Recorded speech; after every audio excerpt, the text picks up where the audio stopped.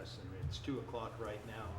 Staff and council members, start your engines. Go ahead. It's a little strange to see me sitting here. The mayor is not here today, and neither is the mayor pro tem, so they had to go to the bullpen. So here I am, and let the record show that they are not here, as well as Councilmember Heisen. This is a special workshop meeting, and we have several agenda items, so we're going to move this along very quickly, and we are obviously officially called to order. Development Services has 4 items on the agenda. Agendas are available at the back of the room, I've been told, and we have more up here. Here, Rick, there's one right here.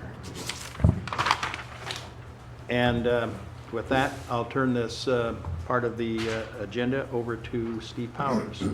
Thank you, Mr. Olberg. We'll jump right in. Ray Lindenberg, our Associate Planner, will walk the council through the conversation on the Accessory Dwelling Unit Code. Thank you, members of the council. Today I'm going to talk a little bit about the Accessory Dwelling Units Ordinance and what we're working on as far as drafting some changes to that. Without going too deep into the background, we'll just talk a little bit about how we're here. The Island County City of Oak Harbor Affordable Housing Task Force put forth the 40 recommendations between the 2 jurisdictions, and the one that we're specifically focusing on today has to do with accessory dwelling units. And it is important to note that we do currently allow for ADUs under OHMC 1942. As of right now, you can build an accessory dwelling unit in the city. Some of the changes that were recommended by the task force are 2 changes specifically. One was to eliminate occupancy restrictions, and the other was to eliminate additional parking requirements. Specifically, 1942-030 number 5 requires that the property owner must live on the property for at least 6 months of the year. And then in 1942-030, further in the text, it refers to the need for an additional parking space to be provided for each ADU. So your typical single-family residence requires 2 parking spaces plus an additional one if you want to have the accessory dwelling unit. Now, recently, staff had an opportunity to network with some other planners of other jurisdictions to talk about what their experiences have been with their ADUs in their jurisdiction and what ordinances and requirements that they have for ADUs. And we really were able to take some of that information and go through our current code and kind of distill some of that and come up with some kind of questions and discussion topics that we'd like to go over today.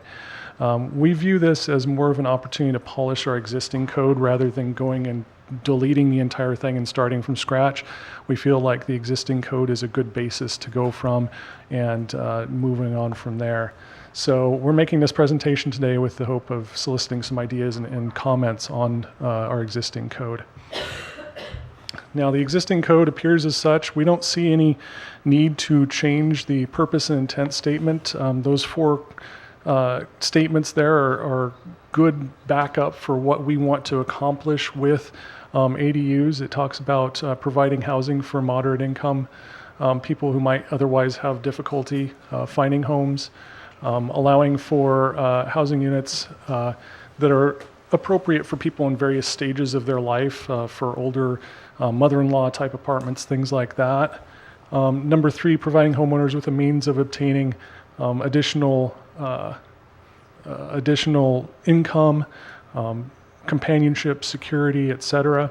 And then number 4, protecting neighborhood stability and property values by having well-designed and well-thought-out regulations for ADUs.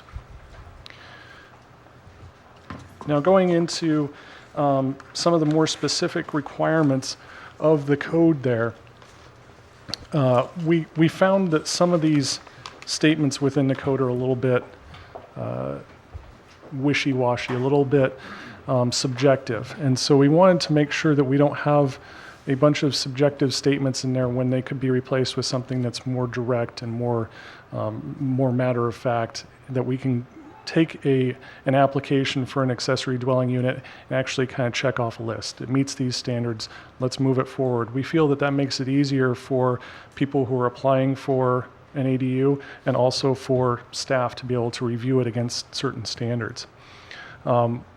it talks about practical difficulties in number 1 there. If there are practical difficulties involved in carrying out provisions of this title, the director or his designee may recommend modifications that meet the intent of the codes and may be processed as a variance. We're thinking about removing that section because the variance section within our code also refers to some of these things. We don't feel that it needs to be duplicated there, and it adds a little bit of kind of gray area there as to what it is specifically that we're talking about, what codes we're talking about. The thing is about an ADU is it's always going to have to meet the building code, and the building code is very important. That's not something necessarily that we want to dive too deeply into as far as trying to vary the building code. There is a process for that, but we don't feel it's appropriate to address it here. Number 2, it talks about any additions to an existing building cannot exceed the allowable lot coverage or encroach into setbacks. Our code does not have a maximum size for an ADU. A lot of ADU ordinances talk about a maximum number of bedrooms or square footage. Ours actually doesn't have that, which makes it quite flexible. In this situation, what you're looking at is as long as you meet the lot coverage and the setbacks that are required, and you can have an ADU. So that does allow for quite a bit of flexibility. And then number 5, this is kind of that controversial one that the task force wanted us to look at, was to require the property owner to live on the property. Now, this is something that we want to get some input because we're not entirely certain which way that we need to be going on this one. We haven't heard from any like neighborhood groups or people that live in the community. We've heard from the Affordable Housing Task Force, and they say that this should go away, but we haven't heard the other side of that. What we have heard is from other jurisdictions is that a lot of them do have a similar type requirement, but whether or not that is, creating a situation where people are not doing ADUs because of that requirement, we're not certain about that. So we'd like to get some input on that. Number 8, it talks about primary entrance being located in such a manner as to be unobtrusive. That's one of those that's kind of subjective, and so we're thinking about polishing that as well. Be interested to hear if anybody has any opinion on that one. Number 9, an additional parking space. That is one of the ones that the task force talked about removing. We feel that that is an important thing to discuss.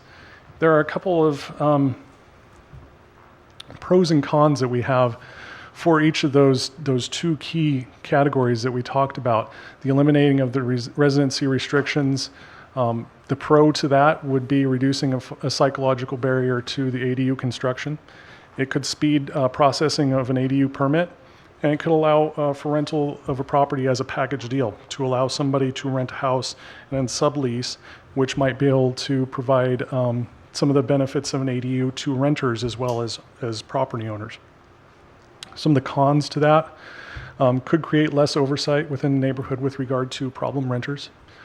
Future property owners may not be familiar with regulations because there's nothing that goes along with the property when it's sold. One of those requirements is to have that covenant recorded with the property that talks about the requirements that go along with the ADU. And then enforcement might be problematic if owners are difficult to reach. Some other considerations: when you eliminate those residency restrictions, does that create a barrier to the ADU construction? Something else to consider: other cities have similar requirements, and residences and neighborhoods have not weighed in on that condition. And that's something that we're going to do is try and get some comments from city residents, getting more public involvement in this. With regard to the parking regulations or parking requirements, the pros to this, the reduced parking would be a better fit with our LID requirements. Less pavement is good by those requirements, and so that would be a definite benefit. It may reduce the overall cost of adding an ADU, and it can reduce the appearance of a parking lot at street frontage. If you have 3 cars going across the front of a house there, that kind of tends to dominate the facade. So that's a good thing if we can reduce that. Some of the cons: all residential units are currently required to provide parking. This would set aside the ADU from that requirement. It could create an overflow situation for street parking, and additional pavement, again, counter to new LID requirements. And then some other considerations, one of the cheapest place to add new square footage to an existing home is in the garage. And so if somebody were to build an ADU in their garage, that's removing 2 of those potential parking spaces and then adding a need for another parking space. So that's something to consider as well. So I would like to encourage any kind of discussion, mostly on those 2 key criteria that are set forth in the recommendations from the task force, because we are going to be going through and polishing some of the other things that we talked about that were highlighted in that code section that I put up there. But for the most part, we're focusing on those 2 specific items with the idea of moving towards the recommendations that were put forth by the task force, so we can try and stimulate some development in the community. Ray, it might be helpful to tell the council where we are in the process. Yes, currently we are working on getting some of those comments together and kind of going through the existing code with our own staff members, trying to come up with any conflicts or any problems that we see with that. One of the things that we did find in the code is it refers to the need for a conditional use permit, which is not the case. So that's going to be stricken from the code in one of the sections. So right now we're working on going through and striking things that aren't needed, adding in new things that might be needed. And so we're just kind of brainstorming right now is where we're at with the process. And we just had our introductory touch point on this with the Planning Commission last night. So we're really at the very beginning stages of this particular code amendment project. So this is a great time, and which is why we're here, to get a little policy help from you folks as we are going through the process that Ray has just outlined for you. Okay, and with the council's approval, I would like to, which we normally do not have public comments during workshops. Several of the members who are on the task force are here. There are other members who have expressed interest in this. So before we go to our comments, with the council's permission or approval, shall we open it to the public to let them ask their questions, make their comments before we engage in the conversation? I'm amenable to hearing what people have to say if there's input to be put forward. As long as it's kept brief. 3 minutes, and it's obviously germane to this particular agenda item. Okay. Okay, all right, with that, anybody like to speak to this, comments about it?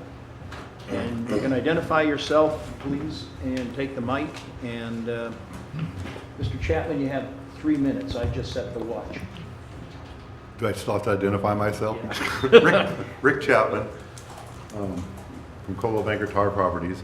And I was on the Affordable Task Force, the Affordable Housing Task Force Committee. Very happy to be there. The mayor and Commissioner Jill Johnson put that together, and we did a lot of work, came up with a lot of recommendations, and one of them was this, the ADUs.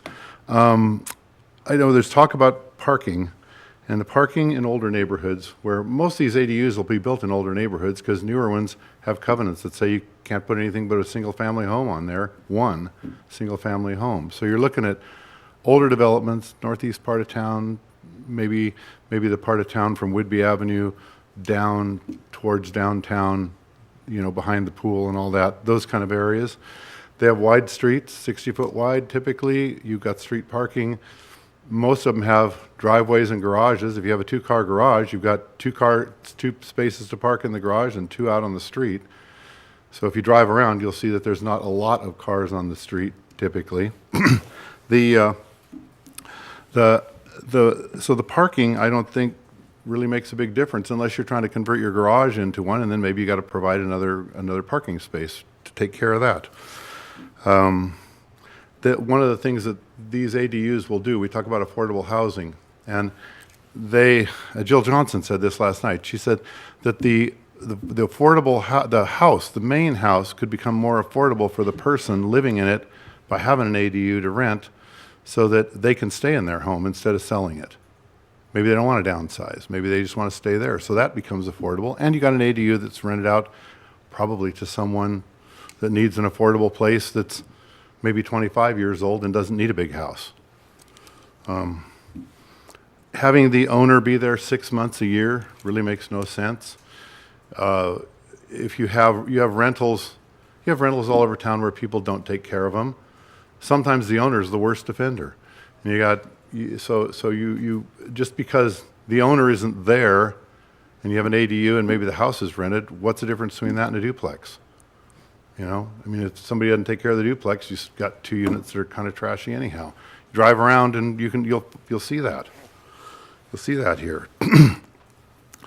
And of recording a covenant against the property, I don't understand that either, because what's the difference between a duplex and a house with an ADU in the backyard? You know, why record a covenant and make it it's kind of like the scarlet letter you put on that property. It's, here's this ADU. The first guy might have it for an ADU, the next guy might not. It may not matter. And if you're requiring the owner to be there 6 months out of the year, what if he's military and gets transferred away? Are we going to force him to sell his house? Or say you can't rent your house and make your payments? What do you do then? And, 70% of the people we sell houses to these days are military. So that, I don't understand the residency requirement. I don't understand the covenant. It just literally makes no sense. And then I think you should consider pre-built tiny homes and park models. They are built to a code. Park models are typically built to like a mobile home code, and it's okay to park them in a mobile home park in the city of Oak Harbor. Why not be able to put it in your backyard if it's properly hooked up to utilities and permitted and everything else? What would be the matter with that? And then it's already built. It's nice. I mean, I've been up and looked at them. I don't know if any of you have or not, but there's places all over that sell them, and they're pretty nice, and they would make a good residence for somebody. Again, we're not talking about people like my age. We're talking about people that are maybe 20 to 30 years old, single, or maybe just married. They need a place to live. What are they going to do? Live in a one-bedroom apartment where they got to pay $1,000 a month? Maybe they might be much better off in a tiny home or an ADU to start their life off. So we need to get some 20-year-olds in here and talk to you about that. So I'm about done with that. That's it for me. Thank you. Your time is up. Well, thank you. Yeah. Any other public comment? Did he use part of my 3 minutes, Willie? Yes. My name is Bill Massey, and it was also my pleasure to serve on the Affordable Housing Task Force, and I thank Mayor Bob and Commissioner Jill for putting that together. It was very informative, and a lot of people worked really hard for 6 months to put together these recommendations. So relative to the ADUs, at the Planning Commission meeting last night, there was a lot of discussion about parking. And so I took it upon myself to make a little tour of the northeast portion of town where Rick mentioned are the typically larger sites. We have 60-foot road right-of-ways. We have a 22-foot paved section and then a gravel space between the paved section and the sidewalk. And it looked like maybe 20% to maybe 25% of this on-street parking was being used. So I look at that particular area and I say, it works to eliminate the parking requirement in that section of town, where if you look in the northwest portion of town where we have smaller lots and narrow streets, it doesn't work well. So it could be that we address the ordinance in a manner that, for example, the prospective builder of an ADU shows that he has adequate on-street parking and therefore it's not required. Works in some parts of town, doesn't work in others. Some of our task force members also talked to other communities to see how it's working, and I won't get into the specifics of all the details of it, but in some areas it works very well where they have a particular type of demographics similar to what we have here in Oak Harbor, some transient and some military, where it's been I'm trying to say where it's been used improperly has been typically where they didn't have an ordinance that was specific. People avoided the ordinance, and you have a lot of illegal ADUs. We have a number of ADUs in town that are not legally permitted, but they're there, and they're quietly working. Nobody objects to them. So it's working already on an illegal basis. I think if we make it more flexible, and if we are open to be a little bold in the way we approach it and experiment with a little bit, it may add to our inventory of affordable housing, and that's the goal. Thank you. Thank you. Any other comments from the public? This time we'll close the public comment period and turn this over to the council. Jim? I have a few comments involving some of the concerns brought up by staff involving this. First off, one of the things you guys had mentioned was that we haven't had much input from people outside of the task force involving whether or not the occupancy issue is a barrier. And the reality is, from the public meeting we had of the 40 items that were presented to the audience, in which members were allowed, the people attendees there were allowed to mark the items that are most important to them. This item ended up number 6 of the top 11 brought up by the public during that meeting as being something they felt strongly needed to be addressed, and it was put in the way that they needed the barriers to ADUs for uses as rentals removed. So another thing, in one of your slides you talked about the existing ordinance and keeping the word size in there, involving size to current building code, size and design. And the number 3 item from the public input period that we had was involving the use of tiny homes, and I think most of the people were referencing the use of them as ADUs, and seeing the ability to bring in these small, well-designed, well-built homes that transport in on a trailer, that are designed well enough to go down the road at 50 miles an hour, to be able to use those as a very convenient, inexpensive way to enhance their property. And so I'm concerned if we go through this effort of rewriting this ordinance, that we find ourselves later on having to go in and rewrite a portion of it based upon whatever forward motion we possibly make involving the tiny home input. And again, when you go through the comments of the people from that night, the vast majority of them are putting yes in capital letters next to tiny homes, and we're quite excited about it. It was a lot of notes involving that. Finally, my input on whether or not the occupancy requirement as we currently have it is being a barrier for anybody who wants to do an ADU, and my response to that is certainly for some it is. Unfortunately, for some it's not. Some obviously are doing it, and just circumnavigating the law. Let's face it, it's something that's very hard to enforce. I'm a firm believer on making it easier to do business with us and making it fair for an even playing field for everybody. And I think by removing the occupancy requirement, we're going to find that there are honest people out there who are struggling to keep their homes and would like to provide an affordable place for somebody to share with them, and they're not doing it because they're concerned what happens to them after they something changes in their life, or after they pass, and then their house has to be sold because of this requirement that's been replaced on the property by this recorded document that states that they have to occupy, and there are people who will see that as a negative. So I wholeheartedly support moving forward with this and the other things we're looking at from the affordable housing.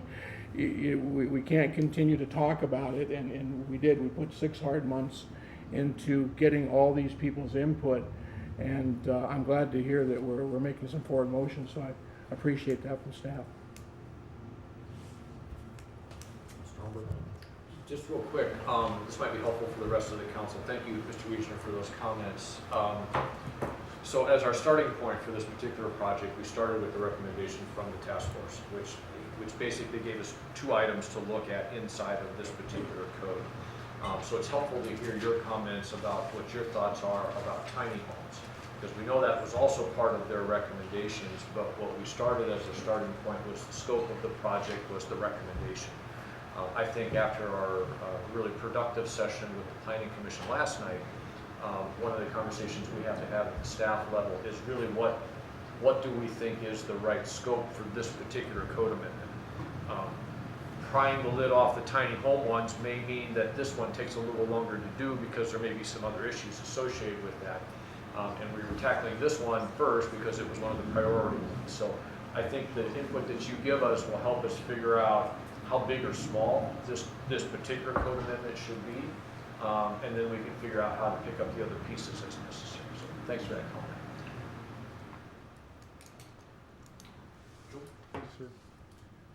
Is it any easier to build an ADU, they said they could be attached or detached, than to remodel from a code perspective, and a permit perspective? I don't think there would be a noticeable difference, Mr. Servadius. Easier, you mean just from code and not from implementing the construction itself? Correct. Yeah. Code or permits. Yeah, because the thing that, obviously if you're gonna do it inside of an existing home, creating that second kitchen is probably gonna take a little bit of effort that would be more so than the effort to create a new kitchen in a new facility. But from a code perspective, I think it's the same. But if somebody wanted to, let's say, punch out and add, 200 square feet to the end of their house or something, or what's the difference between that? I'm curious the line between that and an ADU or a mother-in-law. Let's say they want to bring in an aging parent. Is there a distinction between an ADU and a remodel extension of existing living space? No, it's really about the use itself. And I think it depends on how you want to have, is it going to have a contained separate cooking facility? Because that's the historic definition that planners look at to decide whether it's a single housekeeping unit or it's 2 units. Because as 2 kitchens, we're dealing with 2 living units, and then that takes you down a particular path. But if all you're doing is creating that extra space for a relative or somebody, and you'll be living as a single housekeeping unit, then you don't worry about some of those other code provisions. Only one per residence. What about larger lots where we may have double lots, or we've all talked about with countywide planning policies, you've got a house right in the middle of 2 lots. I'm open to, if we need to solve a housing problem, maybe allowing more than one if you have a large lot of some factor or scale that we could quantify. Have we seen examples in other code where you could have more than one? So that's an interesting question, and it kind of gets to, I don't remember if it was Mr. Chapman's comments or Mr. Massey's comment. I think it was Mr. Chapman. What's the difference between this and a duplex? The primary difference is the underlying zoning. So for R1 single family zoning, you can have 1 house. The exception to that is that you can have an accessory dwelling unit. I think if you start to get more than that, then what you might want to think about is, would you, within the single family zoning, decide that having multiple units on there somehow is acceptable under that particular zoning. Otherwise, in the context of the countywide planning policies, what we've been talking about is those properties are short platted. So it may be an oversized lot with 1 house on it and there's room for 2 more. There are 2 new separate lots created, and that's the difference there. Whereas the ADU does not require subdivision of property. So it's 1 piece of property with the 2 units. Okay, thank you. And then, Mr. Lindenberg, you said we've heard from other jurisdictions, that was the term I wrote down, and most of them are enforcing a residency requirement. Is that correct? Did I hear you correctly? In the research that I've done, it appears that most ordinances do require residency. And when we met at this planners forum, that seemed to be the consensus as well, that more than 50% did require some sort of residency of the owner on site. And I would be curious to hear a little bit more. I appreciated Mr. Chapman's comment. We're in a military town. If someone gets orders, they have to move. I don't know how I feel yet on that one way or the other. I think that helps keep the standards up. There's always exceptions. Sure. But I'd be curious to hear a little more feedback as to why other jurisdictions may have stuck with or Yeah, and mandated that. my assumption is that there is the concern about kind of maintaining standards, maintaining the property itself. If there's problems, there's somebody on site who can theoretically resolve that. Whether or not that's, based in reality, it might be just anecdotal. It might be just people are concerned, just the general concern thing. But I can certainly do some more research into that if that's something we need to do. We can do some targeted outreach to the agencies that Ray has already spoken with to see if they have any specific examples that they can share with us about how it's worked or not worked in their community. And lastly, as far as parking, you made pros and cons and you talked about LID requirements. I don't know if we need to make the assumption that it has to be paved. You see plenty of examples around town where you have a driveway and they park the motorhome or the boat, and I would have to think we could recommend like the Grasscrete or some of those products where they could have a parking spot that's available, but doesn't necessarily affect, it's not paved, so it wouldn't hopefully play into the LID requirements as much. Thank you. Excuse me. Do we, or you guys as a city, keep track of sort of how many homes, it was mentioned about the HOAs and covenants in certain newer neighborhoods that put these rules into place, how many homes we have that do and don't follow or have restrictions prohibiting these accessory dwelling units? We could look up the ones that have been legal, but can't really say how many illegal ones we might have out there No, because I mean, as far as like how many homes do not have an HOA or I mean, what are we talking about in our city? Realistically, like how many neighborhoods, how many homes does this not even apply to because their HOAs restrict? and Do we know that? that's kind of an odd thing because when I moved into my house, there were restrictive covenants on my house, but it also said in those restrictive covenants that the HOA will enforce those. Well, there's no more HOA because my house was built in the 80s. So there's a little bit of gray area there, legalized, whether it's legal or not. So that's kind of hard to say, but it's something we can definitely look at. That's something that's funny. That's what my next comment was going to be is, how often do these HOAs or rules that a neighborhood have like fall to the wayside, or there's no way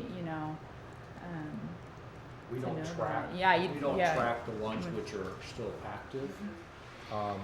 It's safe to say that all new subdivisions have them, and it seems like our world revolves around stormwater, and I hate to say that it does, but one of the primary reasons you have HOAs is so that there's somebody to take care of the common facilities, which have typically been the stormwater facilities.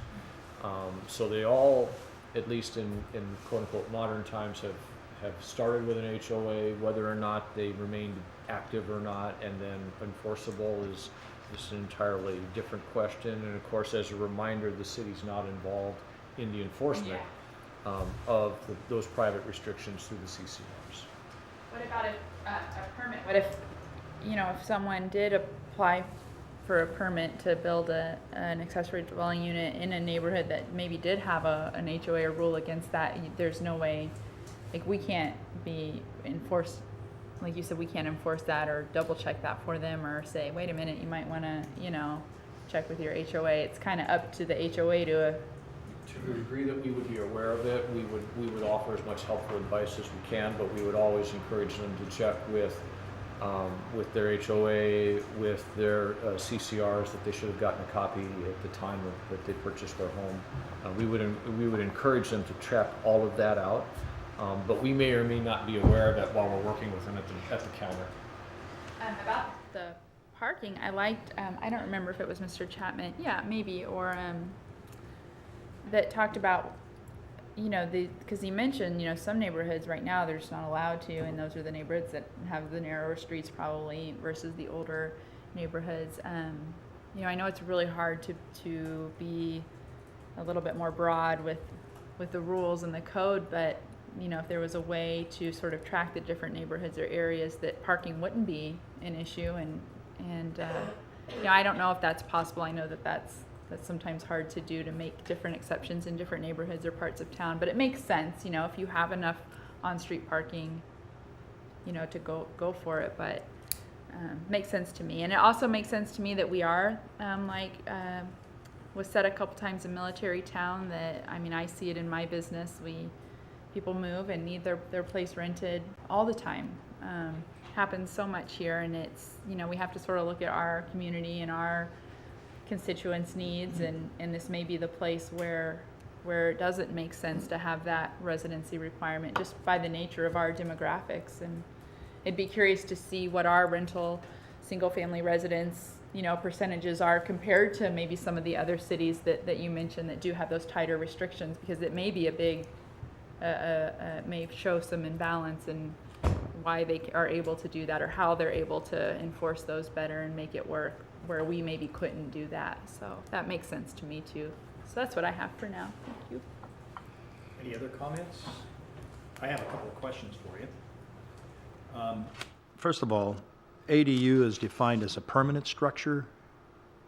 It is defined in writing as a permanent structure.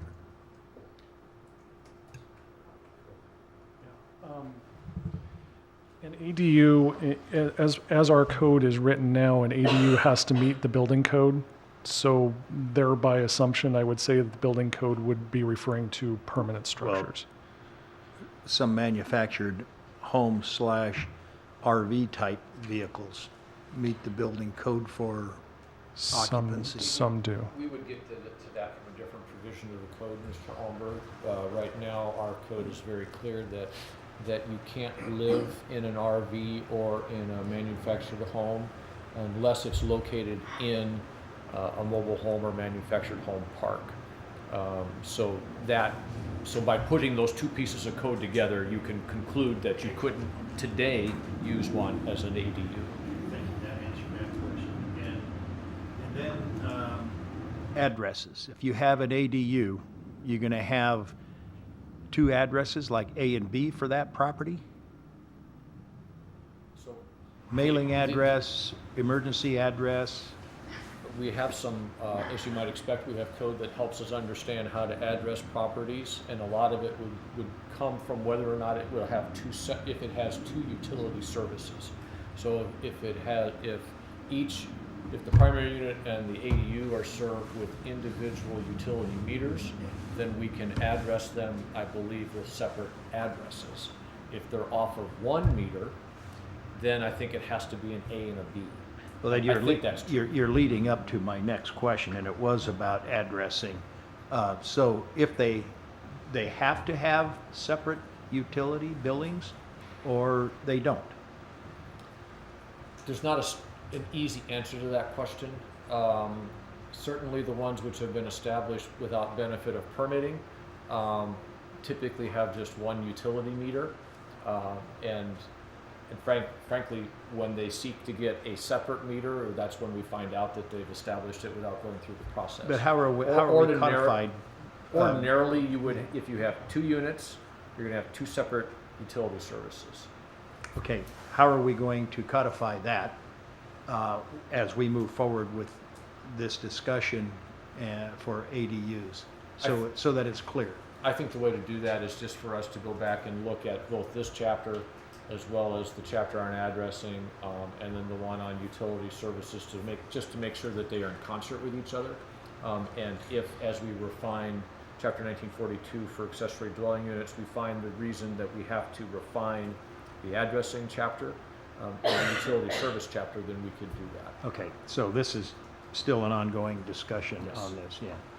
And then also, one of the concerns that I have about some of these issues is one of the things that I know is important to people within their neighborhood is to preserve the character of their neighborhood that they live in. And that should be taken into consideration to preserve the character of that neighborhood. And I don't have any further comment on that. I'm going to give further thought about that. Some neighborhoods may not, by the nature of trees and just general character, topography and all that kind of stuff, lend itself to having small units on the property. And for example, if you have a relatively steep sloping property and you're draining down onto the neighbor's property, without a doubt, you're going to create additional impervious surfaces. And if that increases the surface flow onto the neighbor's property, that's a detriment to them. So if you're going to fully implement our LID ordinance by putting in rain guards and calculations that go with it and stuff, it's going to be darn difficult on a small unit to make it affordable if you have to comply with all of that. So that leads up to my question: are we going to make all ADUs comply with the LID regulations? It would have to my understanding of those regulations, because they will be new permits, which are new units which are constructed, and so they would be subject to that. Now, what degree that might mean on an individual piece of property, it may not be particularly onerous, or it could be substantial. But I think that's something that we can get better information for the council on. But my initial answer is yes, they would be subject to that. And then let me just take it one step further on that. Would we require a building envelope, and that building envelope for that ADU within the envelope has to be in compliance with the LID regulations, or does that apply to the entire property? If you're asking the question, can we just look at the new stuff and not look at the old stuff, I believe the answer is yes, you can do that. No, by new stuff, I mean new construction. Okay. And not the. But that's something we need to verify.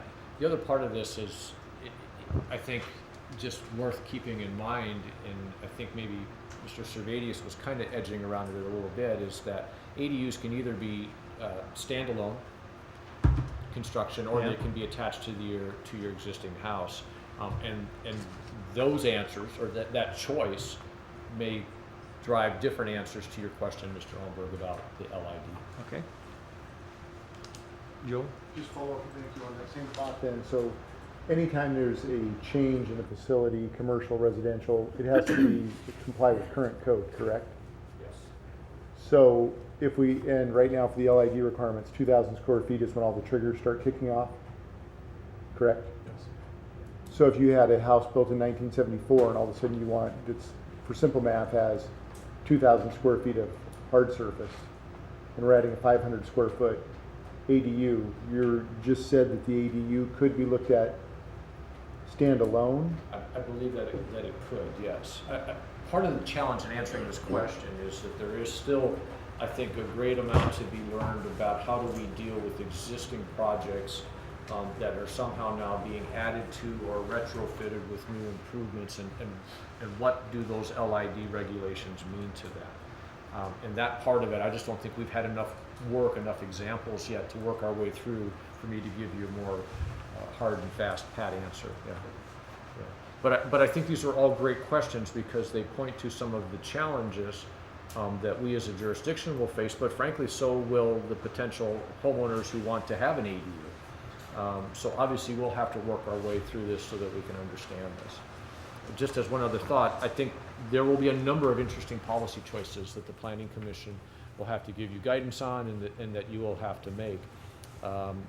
The character of neighborhoods is a great comment from Mr. Almberg. I think it's pretty easy to see that the reason the codes are structured the way that they are, which is why they're similar across lots of jurisdictions, is that there typically is a concern from neighborhoods about protecting the single-family character of their neighborhood, which is why the idea of it being just like a duplex sometimes causes people to have some anxiety, because that's more of a multifamily setting. I quote-unquote bought into a single-family neighborhood. I mean, you can understand those arguments. So that's just one example, I think, of an interesting policy choice that you'll be faced with. Any other questions before we move on? If not, we're going to move on to item number B, which is still Mr. Powers. All right. Thank you, Ray, for that. All right, so the next one is also an Affordable Housing Task Force recommendation. And Tim, I don't know. Okay, can you pull it up? All right, so this Same kind of thing that Ray introduced to you. We're working on one of the task force's recommendations. It's one of their ones which was identified as a top priority issue. I think there were 7 or 8 of them that they identified as being ones that they would recommend the jurisdictions move on quickly. And so this is the 3rd one on our list to be working on. First one, you might remember, you adopted the code that allowed final plats to be administratively approved. So I want to try to cover a handful of topics for you this afternoon, give you just a touch of the background on it, some planning context, again, a simple kind of pros and cons kind of thought process to help start to shape the policy questions, some discussion hopefully from you, and then a quick idea of what's coming up next. So this slide looks pretty familiar. It was pretty much the same as what you saw in Ray's presentation. I won't spend too much time on that. Moving into what was the actual recommendation on this topic. So again, ground floor residential in commercial zones was the topic.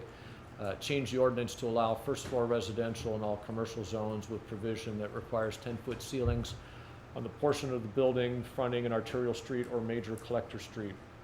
And then the parenthetical reference there is that creates option to convert to commercial in event demand arises. So I think in order for the council to have a handle maybe on how do you first start to think about this, it might be beneficial for us to spend a little bit of time reminding you where your commercial zoning districts are at, in what capacity right now are residential units either allowed or not allowed within those commercial zones. I'm taking this conversation more towards the central business district for reasons that I think will become self-evident. Something incredibly exciting, some planning theory for you folks, and then some ideas on what's going on in other cities. So hopefully this zoning map is familiar to the council. No big surprise, the vast majority of our community is residential, so that is your pale yellow up there or your brighter yellows and some of your browns. The red areas along the highway, intersection of the highway and Pioneer, the downtown, highway corridor, and on Midway, of course, these are our commercial zoning districts. And so they're obviously located along our major arterials. And so the recommendation from the task force was for commercial zones. Here's a quick chart that gives you an idea of whether residential is allowed or not allowed within our commercial zoning districts and by what standards with respect to ground floor. I'll note for you that I did not include the planned industrial park, the planned business park, or the industrial zoning districts. None of those support residential development, and they're typically viewed as being more of an industrial size than a commercial size. So they're not on this chart for you. Residential office is actually our first commercial district, working our way down to the C5, which is the highway corridor commercial. And so the middle column, of course, is self-explanatory. Is residential allowed in that particular zoning district or not? And the answer is yes, it is, for where you can see yes, and it's only multifamily.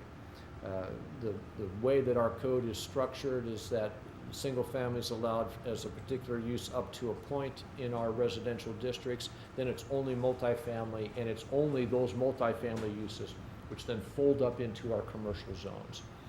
So your middle column here is telling you that yes, we can have residential in the residential office and the neighborhood commercial in the central business district, both sort of the basic one as well as its 2 sub-districts. That yes, you can in some areas on the C3 have residential. You cannot have any residential in the C4.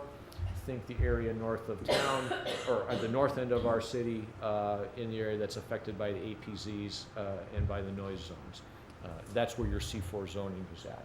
And then yes, you may have multifamily in the C5. The notes column is intended to try to just give you a quick overview as to what's guiding that residential in terms of can it be on the ground floor or not. And so for the first two districts, the RO and the C1, yes, it can be. The Central Business District, yes, it can be if it meets that criteria. So if the property is part of a mixed-use site with multiple street frontages, you can have dwelling units on the ground floor so long as they're not on the Pioneer Way frontage. If you are in CBD 1 or 2, what we would call those sub-districts, it's okay for those units to be on the ground floor as a matter of right. C3 is actually kind of interesting. We've got a break at Northeast 16th Avenue. North of that, you can't have any residential uses at all. That's an encroachment issue. We want to make sure we're not allowing residential too close to the air station. If you're south of Northeast 16th Avenue, yes, you can have multifamily, but no, you can't have them on the ground floor. And I've already mentioned about the C4, and the C5 has a fairly similar requirement to what we see in the C3. Any questions about that chart or that table before I move on? There's a lot of information in there. Yes, Mr. Servadius. You prefaced before we got to this, you said this conversation will pertain to the CBD, which I assume is just Pioneer, but now you have CBD 1 and CBD 2. Can we see a map and see where these areas are exactly? First of all, there's my little red area. I'm going to tell you about that, and there's my map. Pioneer Way, Bayshore, Barrington, Dock Street, City Beach Street, and again, Midway. So the plain brown color is all of the CBD, the plain CBD, if you will. Cross-hatching from right to left is CBD 1, so that is these condos and these properties that are yet either just a single-family house from way back when or vacant. And then this is CBD 1 in this area. And then these properties are, with the cross-hatching moving from left to right, are CBD 2. So I thought it might be helpful, again, since it seemed like maybe what this recommendation was really headed towards, and we could be wrong, more towards the conversation about Central Business District. A little background on the CBD might be helpful for the council. So most of our zoning districts have something called a purpose and intent statement. It helps us figure out what is that zone for. Whenever we have questions about how do we interpret a particular piece of the code, that's a helpful place for us to go back to, is to the purpose and intent statement. It gives us an idea of why is this thing even in place. And so what I've done is I've not recreated the whole thing for you. I've pulled out sentences which I think pertain to this topic. So it's our traditional center of social, cultural, and retail activity, mixed-use developments, with that combination of retail and visitor-oriented activities on the ground floor, with office, retail, and residential uses above are required. So that's a pretty typical way to describe mixed-use projects in your central business district. This would not be unique to Oak Harbor's code. You see that in other codes as well. Some other pieces that come out of that purpose and intent statement: pedestrian-oriented activity is encouraged. Our standards and our guidelines should help us enhance and maintain that pedestrian environment. And then there's some specific language in there that tells us that these two sub-districts were created in order to provide flexibility for residential development within specific areas of the central business district. So that gives us an idea of what we were trying to achieve as a community with that zoning. So you might be wondering, well, why is there this restriction on ground floor units within the central business district? Where does that come from? And I think it's pretty safe for us to say, from the planning side of things, it's a fairly long-held planning principle. And the basis of that is that pedestrian-oriented streets should be lined with uses that promote a sense of street life. So those are things like retail and restaurants and art galleries and those things which have visual interest, or their life actually spilling out onto the street as you're on that pedestrian-oriented street. So as you can see, the little note there is that window shopping, even when the shops are closed, provides some level of activity and interest on the street. the commonly held theory is that residential uses don't promote the same sense of street life. It's not an absolute, and later on I will acknowledge in some places that there is some literature out there that says this is just fine. So I don't want you to think that this is an absolute. But from a generalist perspective, you don't typically see residential uses contributing to that street life, because those windows typically aren't ones to be viewed in, bathroom windows, bedroom windows, those kinds of things. And so it's just a different street context. So, do other cities have these same restrictions? Yes. We typically know that the council likes to know what's going on in our surrounding sister cities, places like Anacortes, Burlington, Mount Vernon. Are we on par with them? Are we different? They have the same language in their central business district zoning categories. Is it universal? No. Right off the bat, I found one that Blaine allows residential on the ground floor in their central business district. There were others. I just couldn't find those names as I was putting together this presentation for you. And as I acknowledged earlier, there is some literature out there on the national level that tells us that in certain sets of circumstances, ground floor residential is just fine in central business districts. I might also add that I haven't yet found any literature that discusses this question in the context of affordable housing. And so I think that, and we've got to remember, where does this recommendation came from? It came from Affordable Housing Task Force. And so when we view this question through a different lens, we may need to come up with some different answers. I think this planning context probably is not looking at it through the affordable housing lens. So some real quick pros and cons, by no means an exhaustive list, but just something to get the conversation started. Pros. Residents add life to downtowns. I mean, that's why you want to promote housing in your downtown in the very first place, which is also a very long-held planning principle. And they also promote the need for a range of uses. And when you have residents that live downtown, they need things which tend to be open past the hours of 5 p.m. That adds life to your downtown. So that can be a very positive. If we delete this particular restriction, it could lead to a project being built in the downtown. That's a positive thing. That could be a pro. The third bullet point bears a little explanation, and sometimes we talk to developers or potential developers who are interested in the residential aspect. They might contemplate building the commercial, but that's not what they do. That's not what they lease. And the comment that we've heard occasionally over the years is that having vacant retail space isn't going to really do you and your community any good.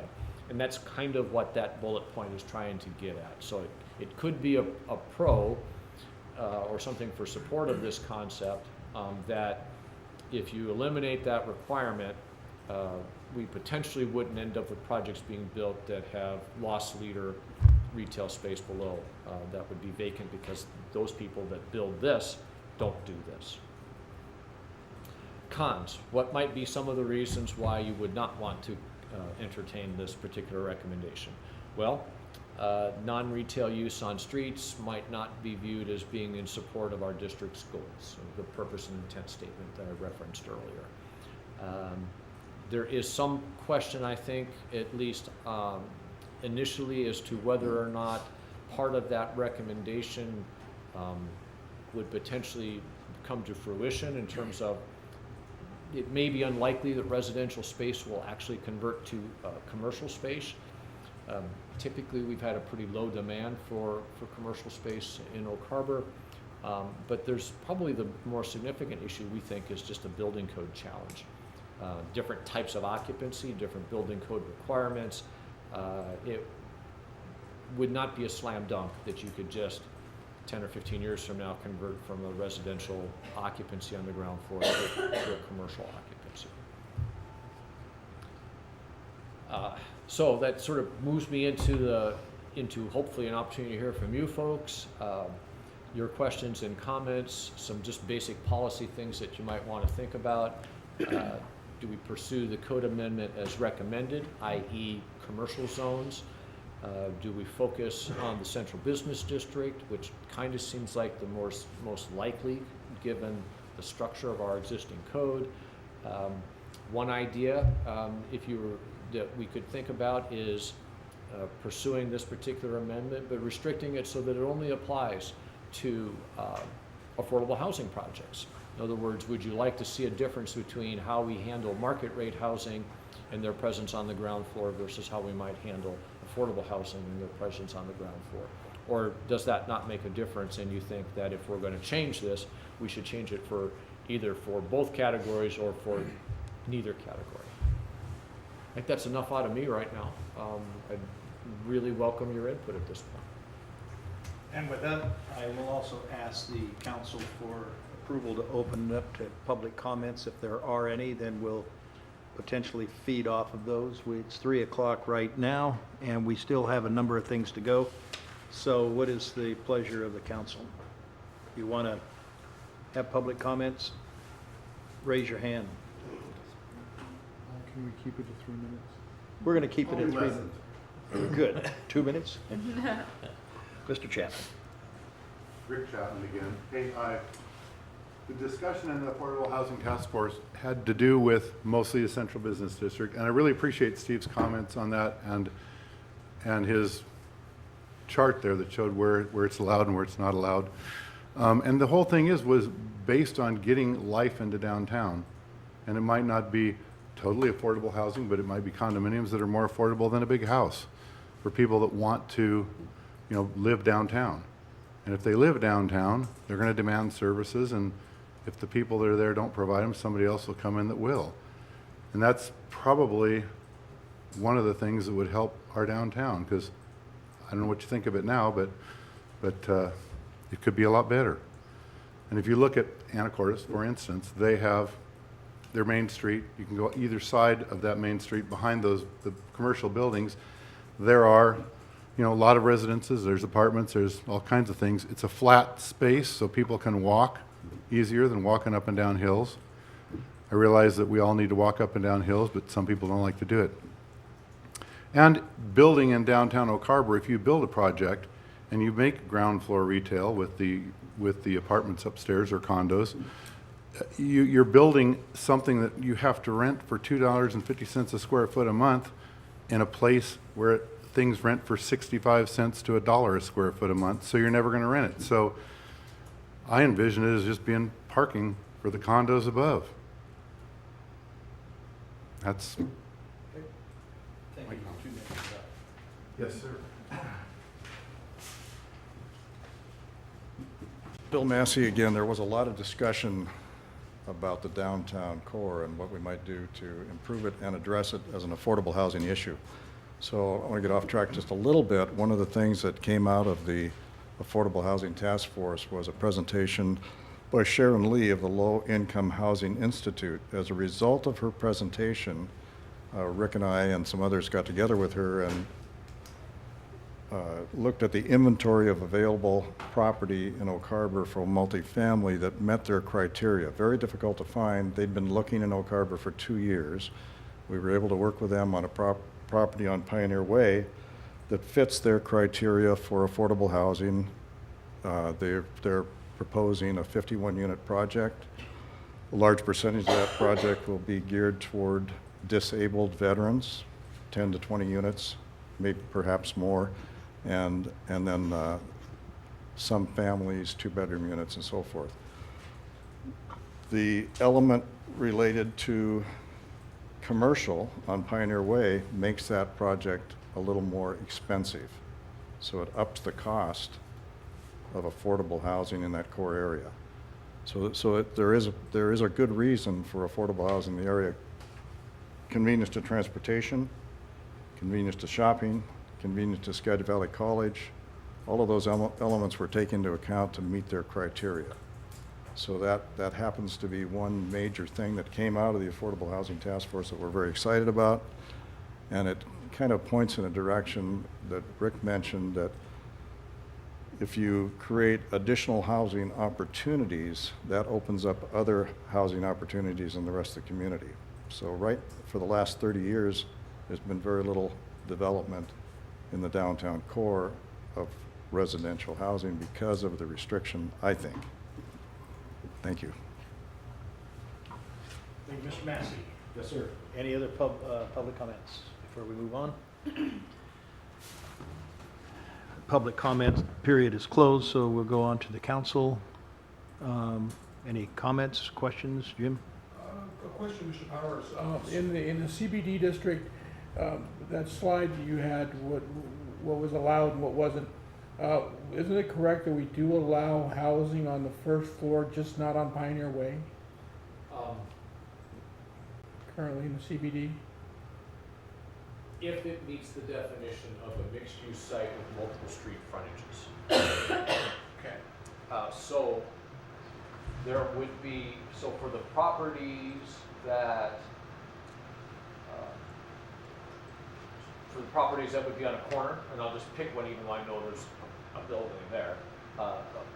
This property has 2 street frontages, so if it was a mixed-use project, it could have ground floor residential on the non-Pioneer Way side.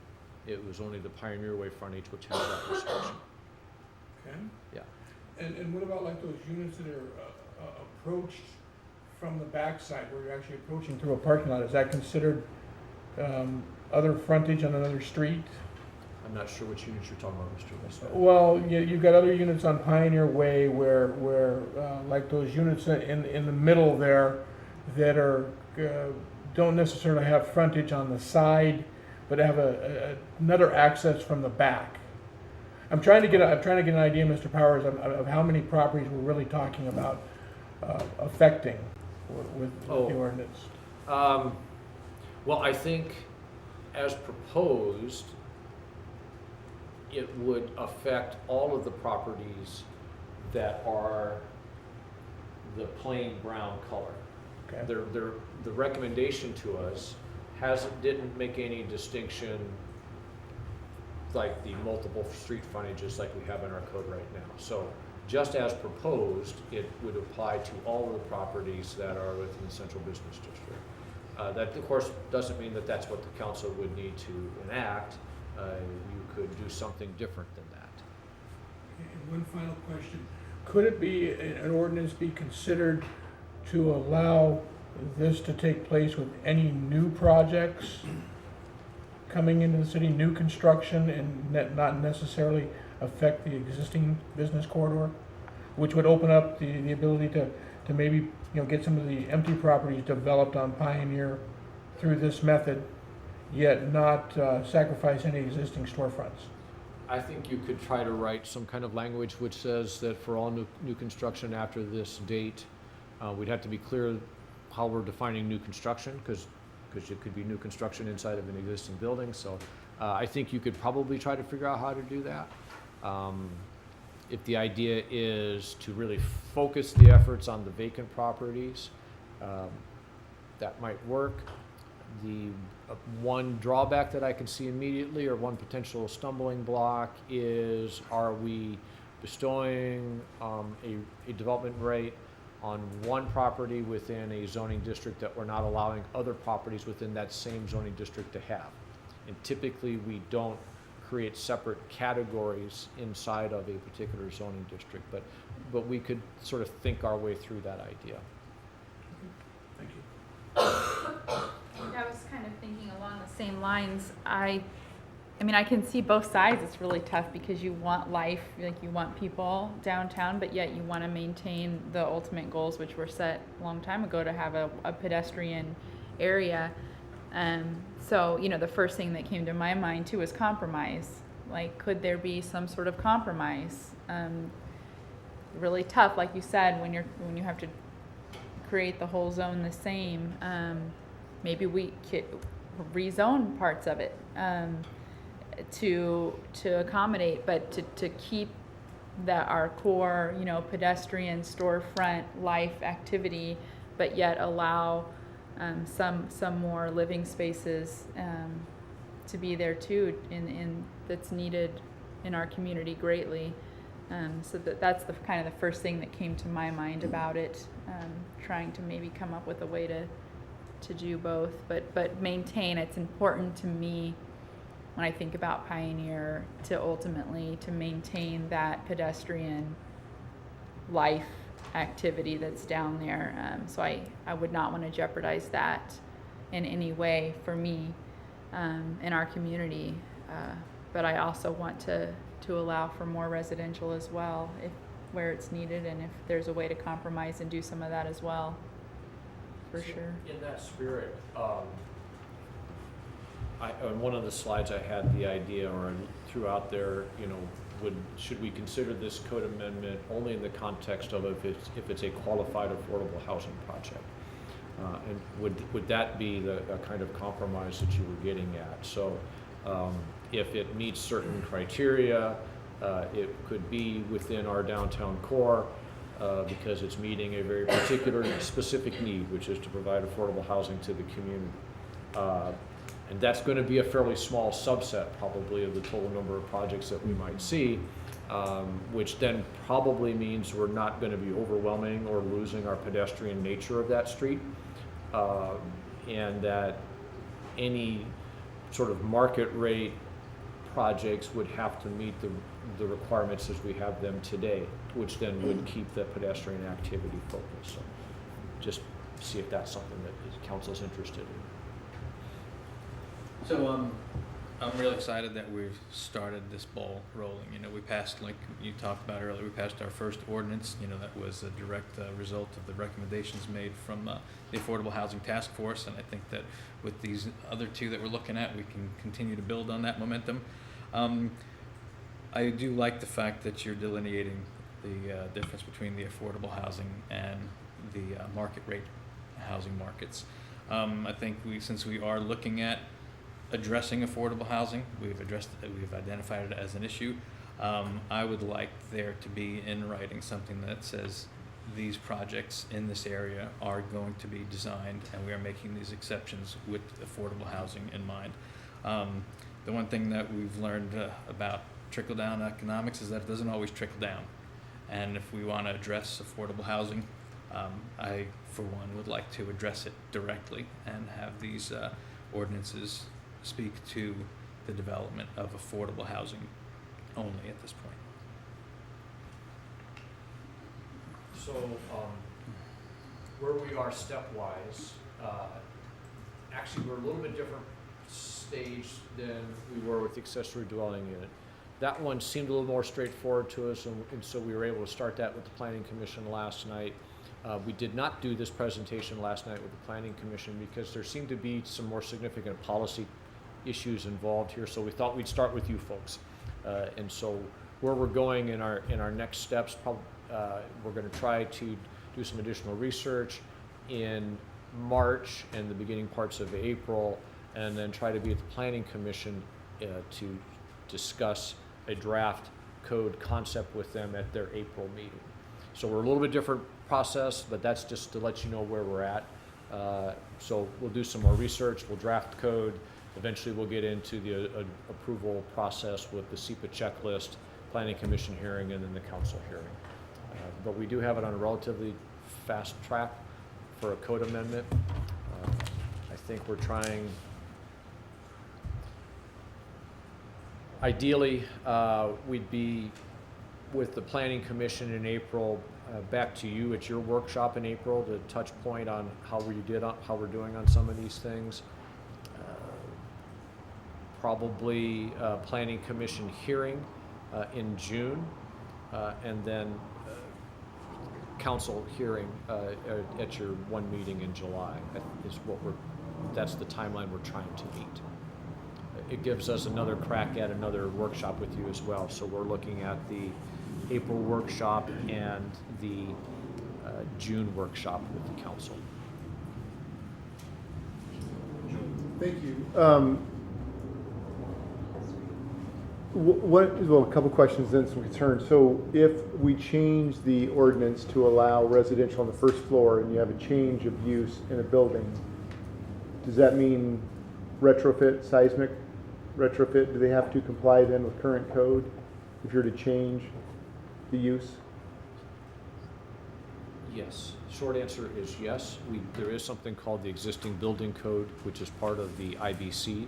And so there are some unique provisions that deal with when we're talking about existing structures. But then it's also going to be a factor of what's above that space. So if we're talking residential to commercial occupancies, we've got different building code requirements. If they're flipped this way, we have some similar things we've got to deal with. So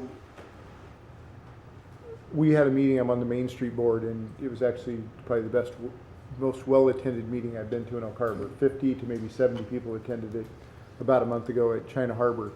And the number one topic that came up out of that, and it's a very strong topic down there on Pioneer, is parking. And so I'm very hesitant, since we've moved here, I've always pictured that area as the arts and entertainment district, where you've got density hopefully around it, and that funnels people. It's a very unique corridor to go shop, dine, appreciate arts and entertainment. And so I'm very hesitant to start implanting or have the possibility to implant residential on the first floor of Pioneer. I think that significantly detracts from the long-term possibility of that whole area.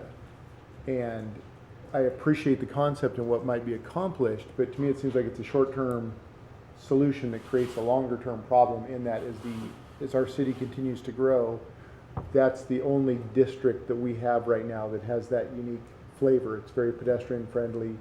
It encourages you to hopefully go down there and shop and dine. I realize there is a fair amount of vacant commercial, and it's always baffled myself and my wife as to why that is, but I'm hesitant to start injecting residential on the first floor down there.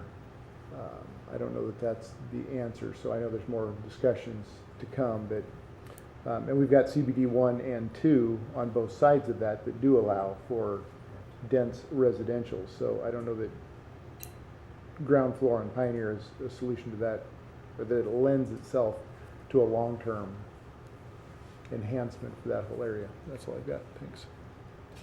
Any other comments? A couple concerns, and I think my take on this is that we would need to use this as an opportunity to maybe bring in a development project that under current code possibly may not exist. So I'm looking at this as an economic development tool. And I certainly appreciate Mr. Larson's comments involving the affordable housing side of it, but I'm concerned if we, because it depends on obviously the perspective we have. If we are looking at it as an economic development tool, and then we put the restriction on it of having affordable housing, now we've taken a large amount of the economic development feasibility out of it. I too am concerned, like Mr. Servadius, that we end up filling up our downtown shopping area with residential on the first floor, but I also am conscious that we have some fairly large vacant properties down there that development would be good. It would be good for the downtown. It would bring people downtown. You know, it's better than an empty space. And then if a developer came along and wanted to develop and wanted to be that 100% residential and needed that ground floor residential to make it work, that this could be a regulation that would allow that development.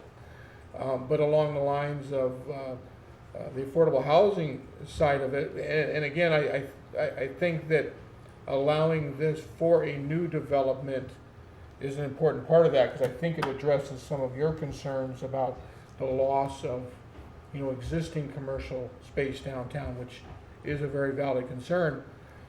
But if we do proceed forward with this and talk about allowing this to happen, I would support it in new development area.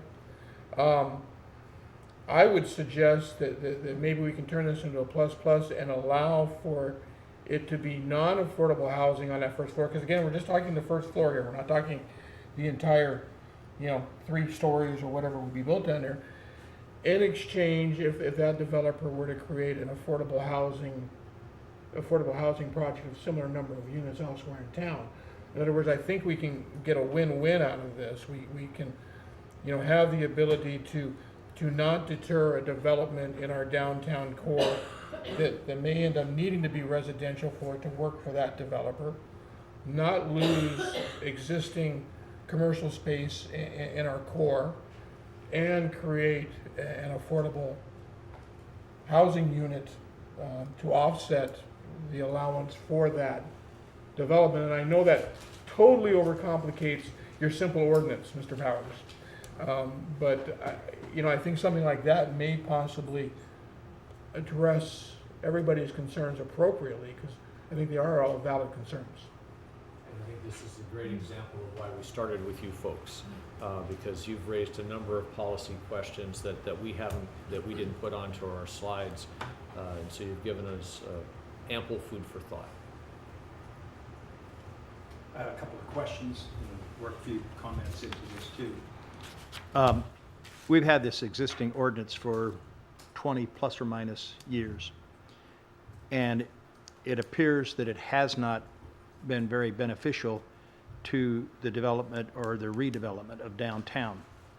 And a large part that causes that, there are two factors on this thing. Number one, if you look at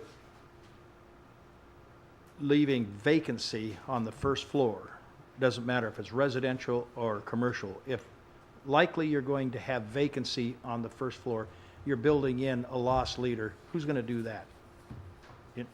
You wouldn't build it down there. You're going to build all this empty space. Mr. Chapman said it best of all. It probably takes about $2 a foot to put space in there to meet the cost. In other words, $2 a square foot rent per month to justify doing the space there. So if you have to put commercial on the first floor already in a loaded zone with lots of vacancy, you're not going to get development down there. And the other part that kind of verifies that, or could verify that, is look to the south side of Pioneer Way. Most of the big properties down there have been vacant for years. They're still vacant.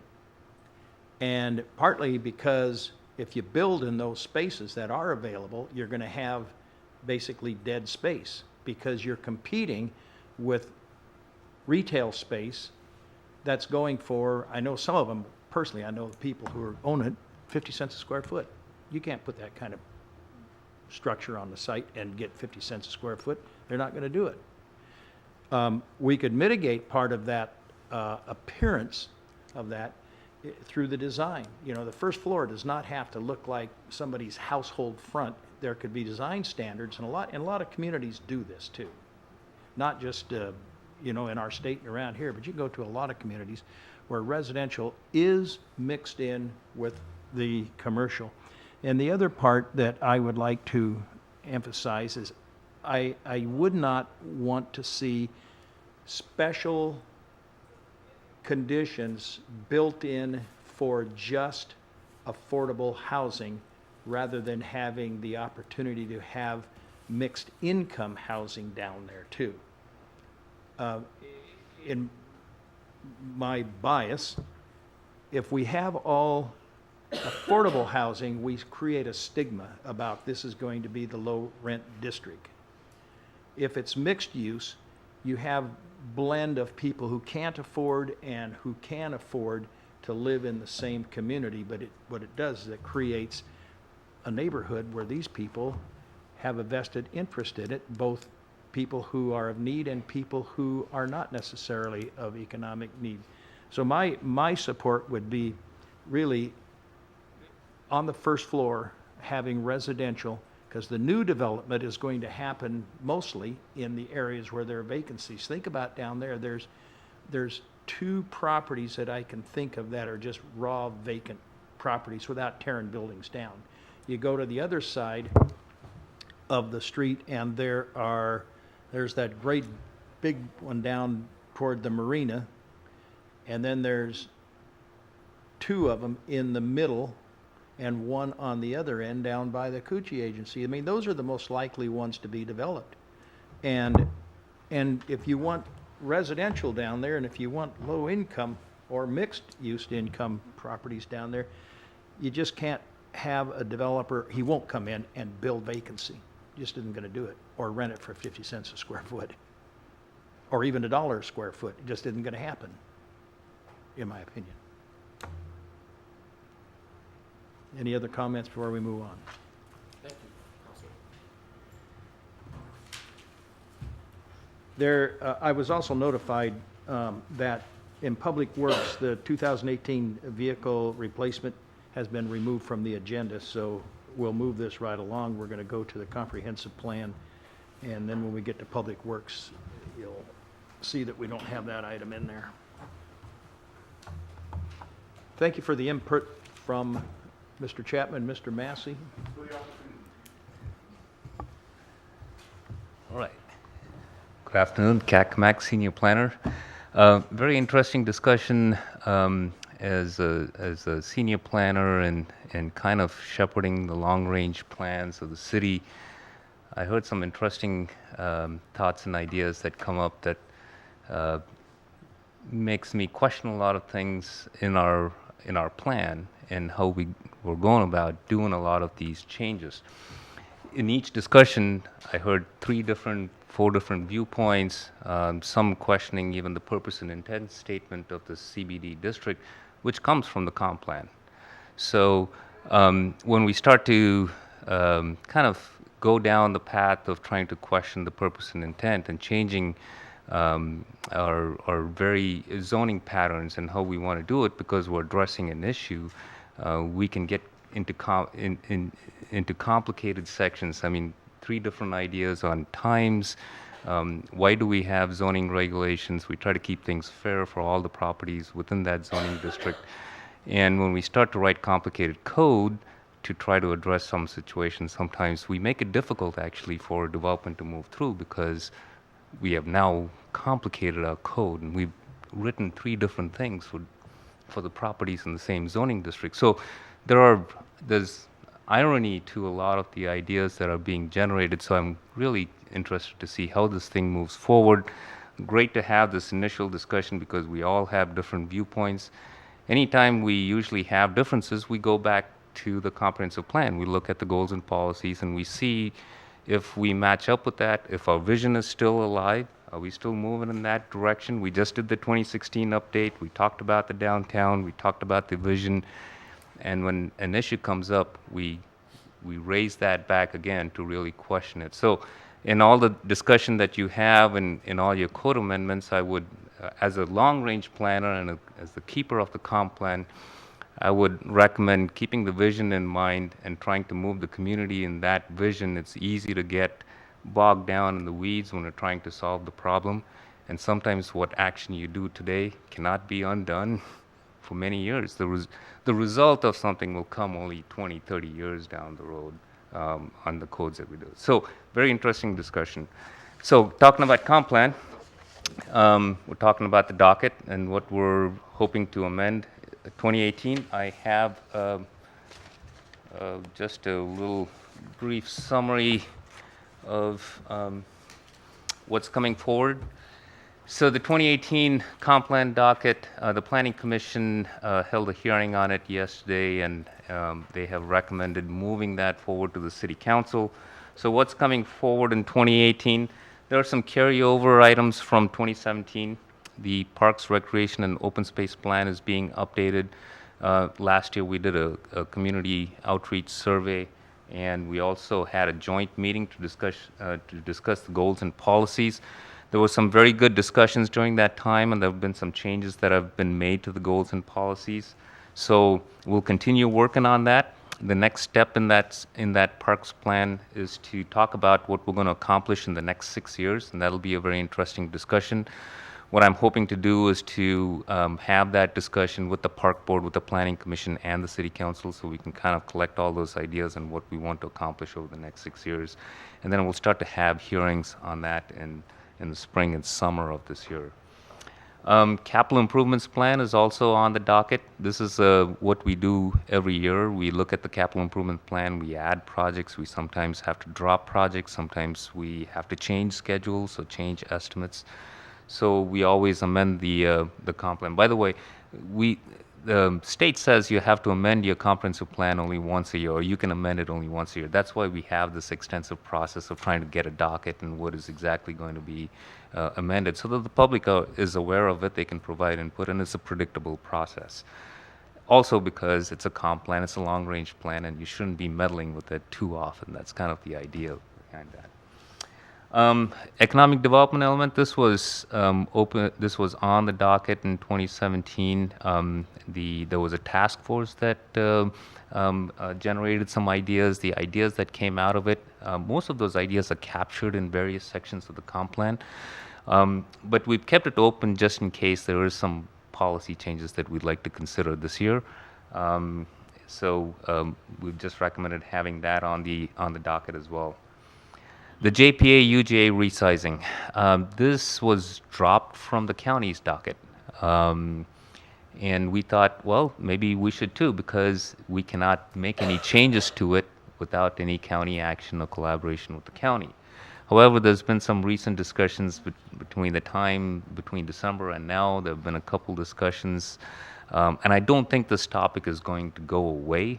And even though we can discuss UGA expansions or need for additional land in the city outside of having it on the comp plan, I think it's just better to have it there so that the community knows that Oak Harbor is still discussing these issues. However, I just want you to know we can't do really any changes without our counterparts at the county doing something.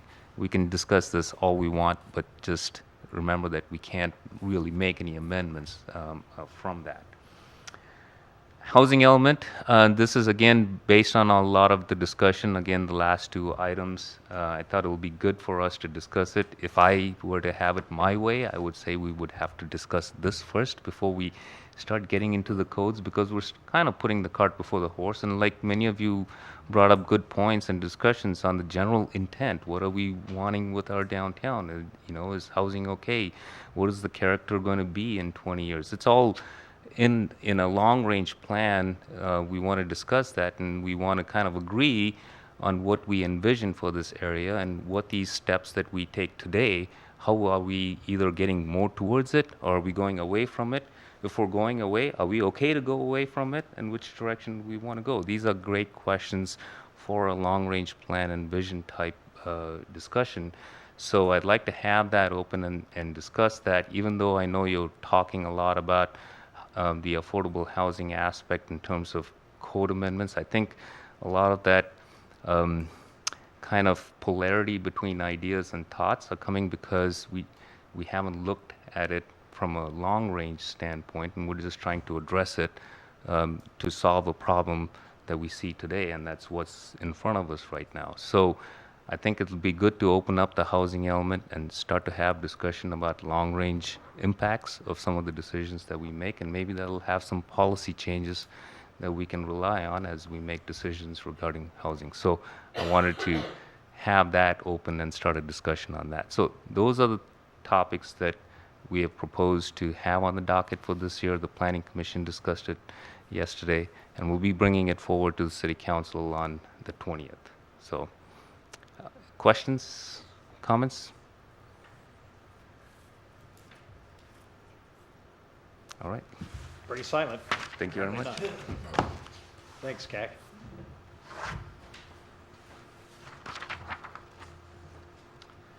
Next item is the draft ordinance for the historical preservation, and that's still under Development Services. I'll try and keep this one short because I know we're running a little bit behind. Ray Lindenberg, Associate Planner. Today I'm just going to brief you really quickly on the progress that we've had on our historic preservation ordinance. And if I can get the presentation up there.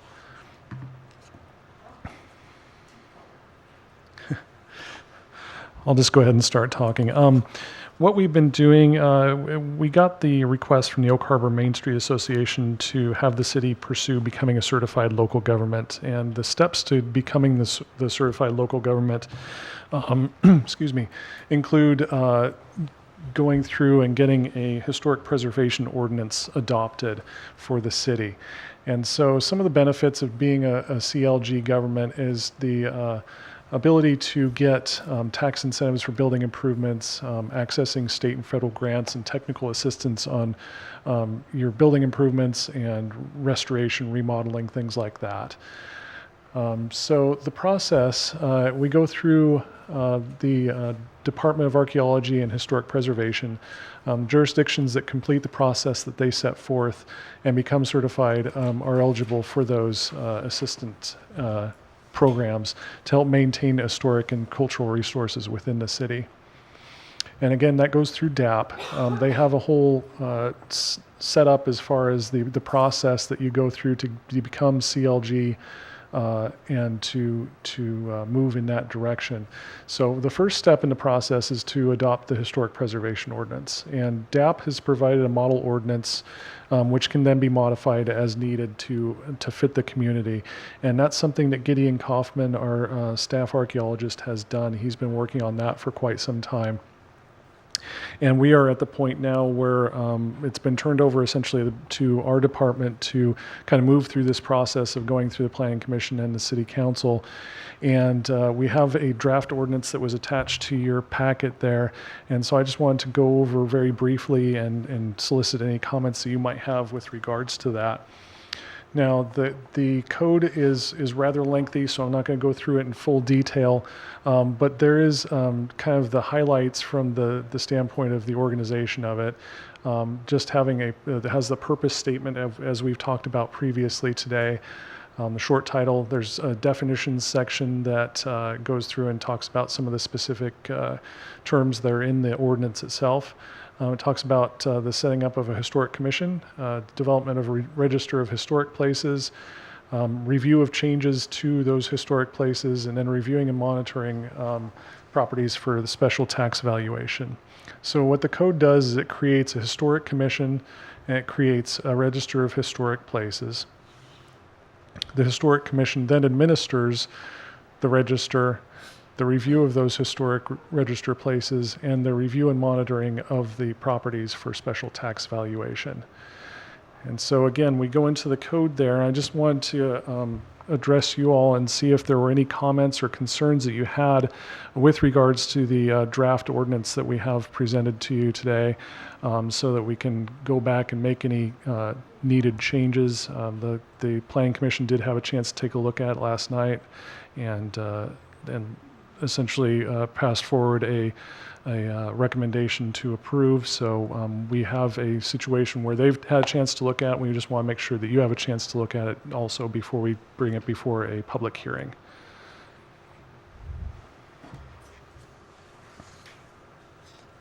So I was reading through this over the last couple of nights, and I think it's a great idea because one of the, not one of the least, but one of the major benefits of this is the availability of funds, and grants to restore and to preserve those edifices that would be designated as historical. On page 13, as far as the commission staff in particular, I had a question. Under staff assistance, it says professional staff assistance shall be provided by the Department of Development Services and with additional assistance and information provided by other city departments as necessary.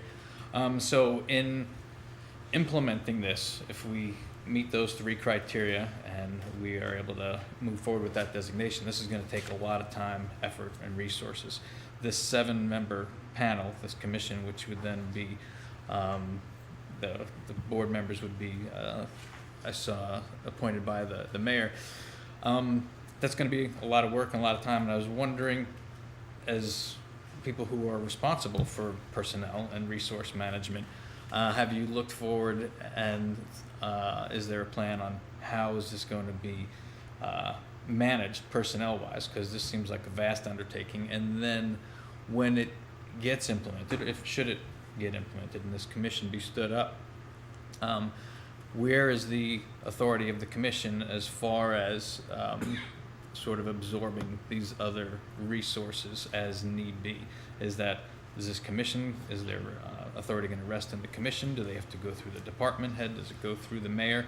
I just had a lot of questions about the functioning of this commission and those tasks that they'd be metering out.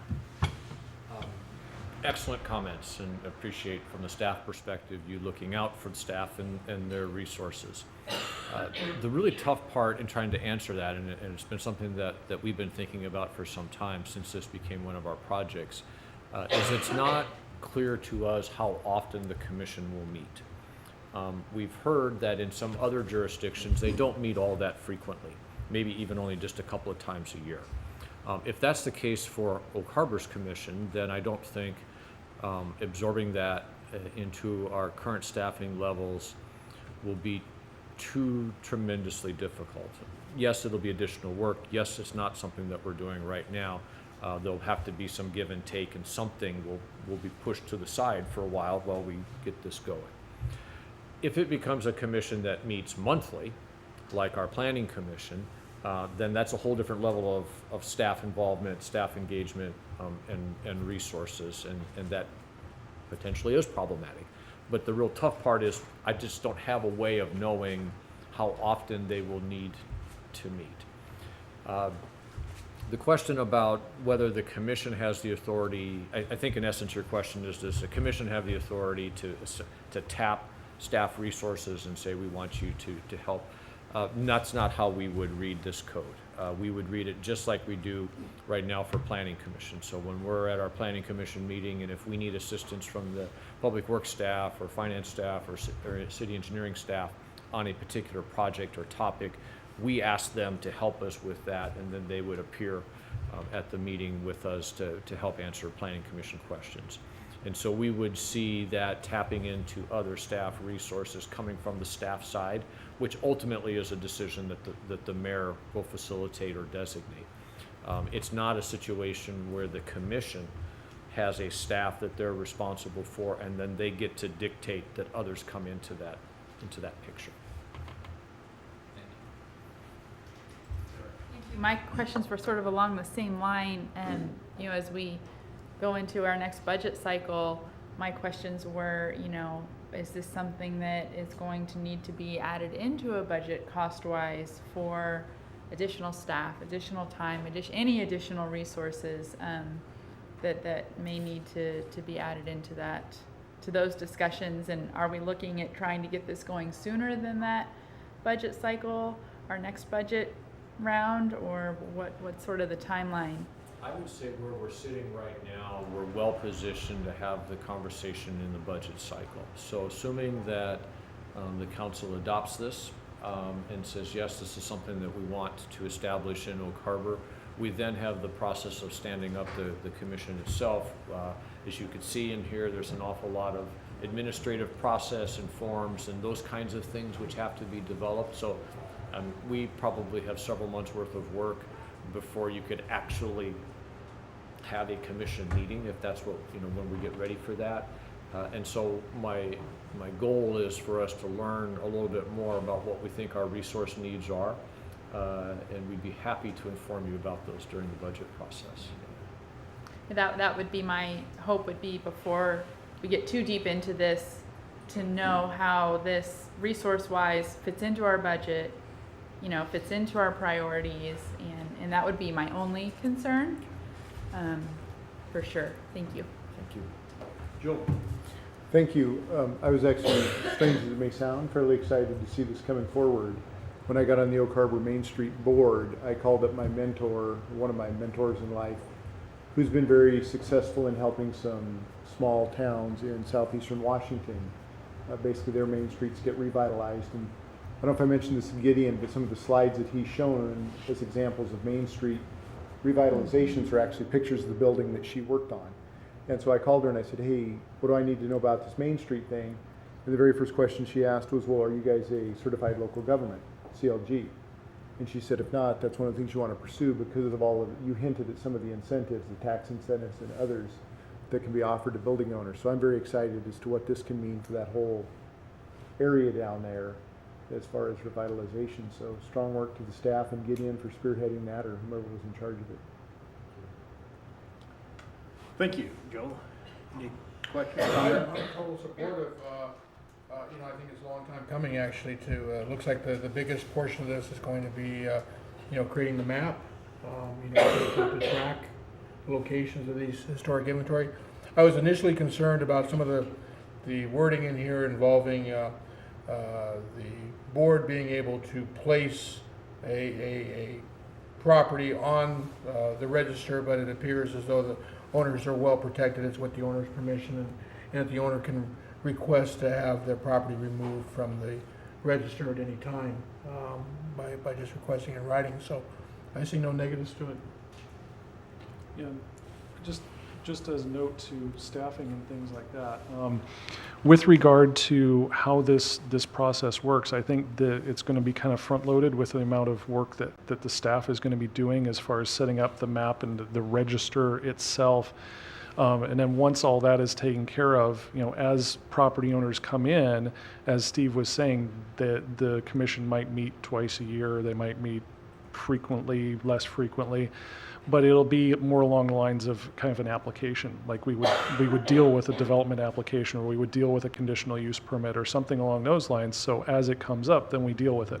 It's gonna be that first, getting things set up that's gonna be the real staffing crunch. So.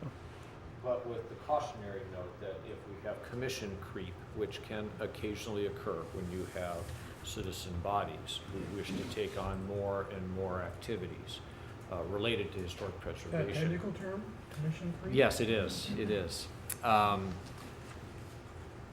Those then end up taking more and more staff resources to help them with their broadening scopes. And so Ray is correct from one perspective, but in another perspective, I still would have just a cautionary note that we have to keep our eye on what their scope is. Yes. Any other comments? I have a question here, as usual. Having served on a planning commission in another jurisdiction in addition to Oak Harbor, and also having presented projects before communities that have historical review boards, my experience has been that the historical review boards, or in this case the commission, becomes a redundancy to the planning commission. So my question is, can we designate the planning commission as our designated historic commission also? I don't believe we can, Mr. Alberg, although we'd be happy to look into that. This code is model code language from DAP. And so it's our understanding that this is the code that you adopt in order to meet that one of the three prongs for the CLG status.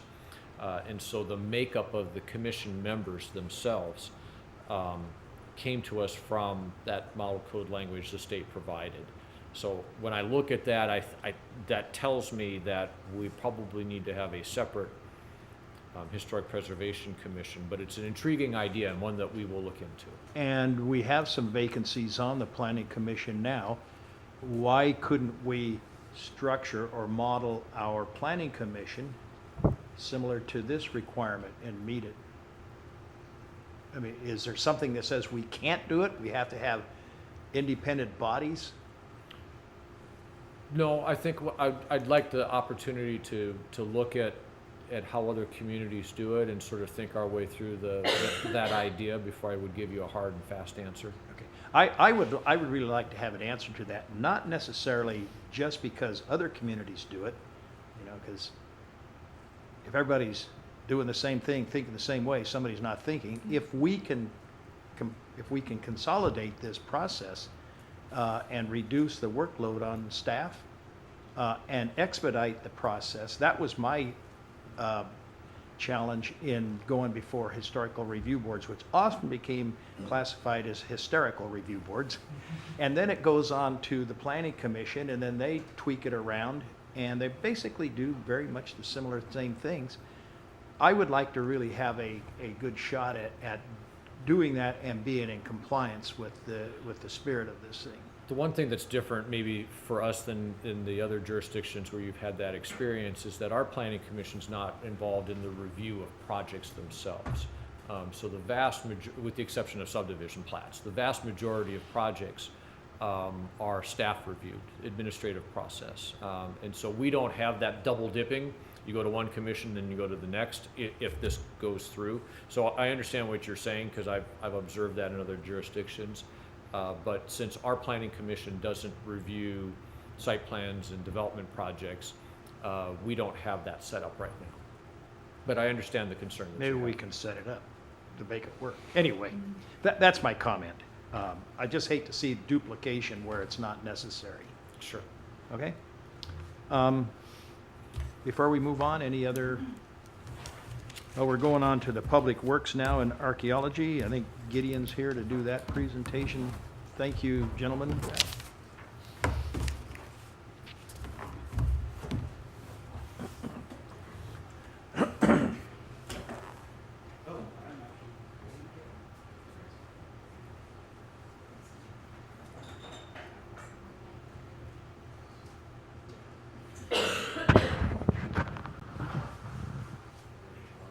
Yeah, exactly. I found this one of the work vehicles. Hey, good afternoon.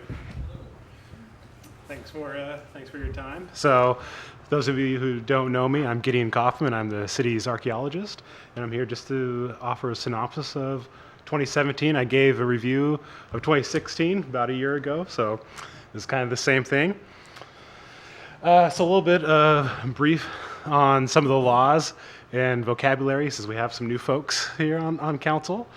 Whenever we talk about cultural resource laws, the main federal laws, the National Historic Preservation Act, or NHPA. Did I press something wrong here? Oops. There we go. Or NHPA. Before that, there was the Antiquities Act in 1906. The problem with the Antiquities Act is that it was very limited. It allowed the federal government to protect federal monuments on federal property. What NHPA did is that expanded significance to state and local significance, and it also required that every state have a SHPO, or State Historic Preservation Officer. It also allowed federally recognized tribes to have a TIPO, or Tribal Historic Preservation Officer, who oversee cultural resource management on tribal land. You might hear 106 or Section 106 regularly. That's Section 106 of NHPA. What that says is if there's a federal nexus, you must consider, if there's a federal nexus to a project, you need to consider the impact to cultural resources. Section 110 outlines how you examine those resources. What a federal nexus is if a project is funded either partially or impartially, directly or indirectly, or requires a federal permit. There's other federal laws as well. I'm not going to go into each one of these. I will mention one, which is NAGPRA, the Native American Graves Protection and Repatriation Act. That it allows tribes to repatriate remains that are found on federal tribal property, and also applies to museums and libraries that house human remains. People often say that they're going through a NAGPRA process, but sometimes they're following state law. And the next slide, I'll outline state law for you here. So there are state laws, just like the federal ones, that protect Indian graves, as well as archaeology, like NHPA does. So the RCW 2753 is often what I use when I'm doing city projects for you folks. 2744, that outlines the duty to notify if you do run into human remains. There's also some executive orders that establish a government-to-government relationship between tribes and agencies. So we do talk to tribes at a government-to-government level, or a staff-to-staff level, where I meet with their archaeologists and their staff people to kind of work things through on projects. One thing worth mentioning is that disturbing an archaeological site is a Class C felony in Washington State. So fines and as well as potential jail time. Another important laws are tribal law. So we are within the usual and custom territory of the Treaty of Point Elliott. So when I do a report, I need to answer to 14 tribes, and those are listed there in those boxes. This is the green. There we go. The ones that are underlined, those are signers or signatories of the Memorandum of Agreement for the wastewater treatment plant. And the ones with asterisks next to them are not federally recognized. Doesn't mean that they have less power, but just they don't have federal recognition. One thing about treaties is that they are protected through the Supremacy Clause of the U.S. Constitution. Another thing worth mentioning is I have some court cases Up there, so US v. Taylor is 1887, where the tribes have won in these cases, so about 130 years of case law in their favor. In addition to that, having gaming money through IGRA, the Indian Gaming Regulatory Act. So a good history of winning cases and also money to pay for attorneys. So what is cultural resources? Really, it's three things. It needs to be 50 years old or older. It needs to be documented and of traditional, religious, or cultural importance. Whenever I talk about doing an archaeological survey and testing what a survey is, I just walk along the surface, see if there's any artifacts. Here in Western Washington, it's pretty slim since there's so much vegetation and whatnot. So I usually have to go and test something. That's where I dig, screen the soil for artifacts, and see where if there's anything there. The picture on the top center is from a bucket auger. That's like a reverse Archimedes screw. It digs a nice perfect circle, and the other one's from a shovel, which I'm sure you're all familiar with. Monitoring, that's really just watching other folks do work. I'll observe the ground disturbing, photograph it, GPS it with a sub-meter GPS unit, and then I'll send the reports, which I do quarterly, to DAP and the neighboring tribes. I also make a public version of the reports. I don't have site location information that are available to the public and whatnot. So getting to the review, 2017. For monitoring and for city projects, so these are our city guys going out and doing operations and maintenance. I reviewed about 35 projects and surveyed and tested 2 of them. That's really not much different from 2016, so I could say I do roughly 30 projects a year. There was a little uptick from 2016 to 2017, so 31 in 2016 and 35 in 2017. I like to point out how I scaled the scale there to show that I did exponentially more, even though it was only 4 more of that one. Monitoring by department. Parks is still the biggest department within Public Works I monitor for. Comparing it to last year, it looks like stormwater and wastewater took a few more than normal, or than last year. And then operations and streets switched. So I didn't monitor for streets last year and 1 operations project for 2017. For quarters, this is probably one of my favorite graphics, the line graphic there. It kind of shows that there's really no difference, or there's a credible difference between the seasons. I thought I would be out during the summer most of the time, but last year I was freezing more than overheating, I guess. So winter was my more time out in the field, and then followed by spring, and then summer, and then fall. Comments provided to development services. So these are applicant permits. Again, it's the total number between 21 from 2016 to 27 for 2017. Recommending archaeologists is still happens pretty rarely. I usually tell them to use the invert and discovery plan. So if they find any artifacts when they're digging, to give me a call. Otherwise, the archaeologist is usually requested when they're within 60 feet of Pioneer Way. Standalone reports. So these were not part of the quarterly report. We had the RV park demolition, so I had to do a standalone monitoring plan and monitor that. For survey and testing, I went out and surveyed Friend Marsh. I dug about 40 shovel tests, as you can see on the right-hand side there. Those went down to about 5 feet or so. Catalina Park gazebo was another standalone report, and that was a Section 106 report. And that was because that project required a JARPA, the Joint Aquatic Resource Permit application, and that's through the Corps of Engineers. So that gives it that federal nexus. So reporting wrote a lot, so about 342 pages written. That's not including making the public reports, letters, memos, briefings, doing the CLG code, helping Main Street with stuff, and these presentations. I do like to point out I am a one-person show. I know when Kelly's up here, she has a tremendous amount of staff support on her own staff, but I do all the field work, all the field paperwork, spatial information, reporting, photography, and consulting with DAP as well as the 14 tribes. And I do deliver in a punctual manner.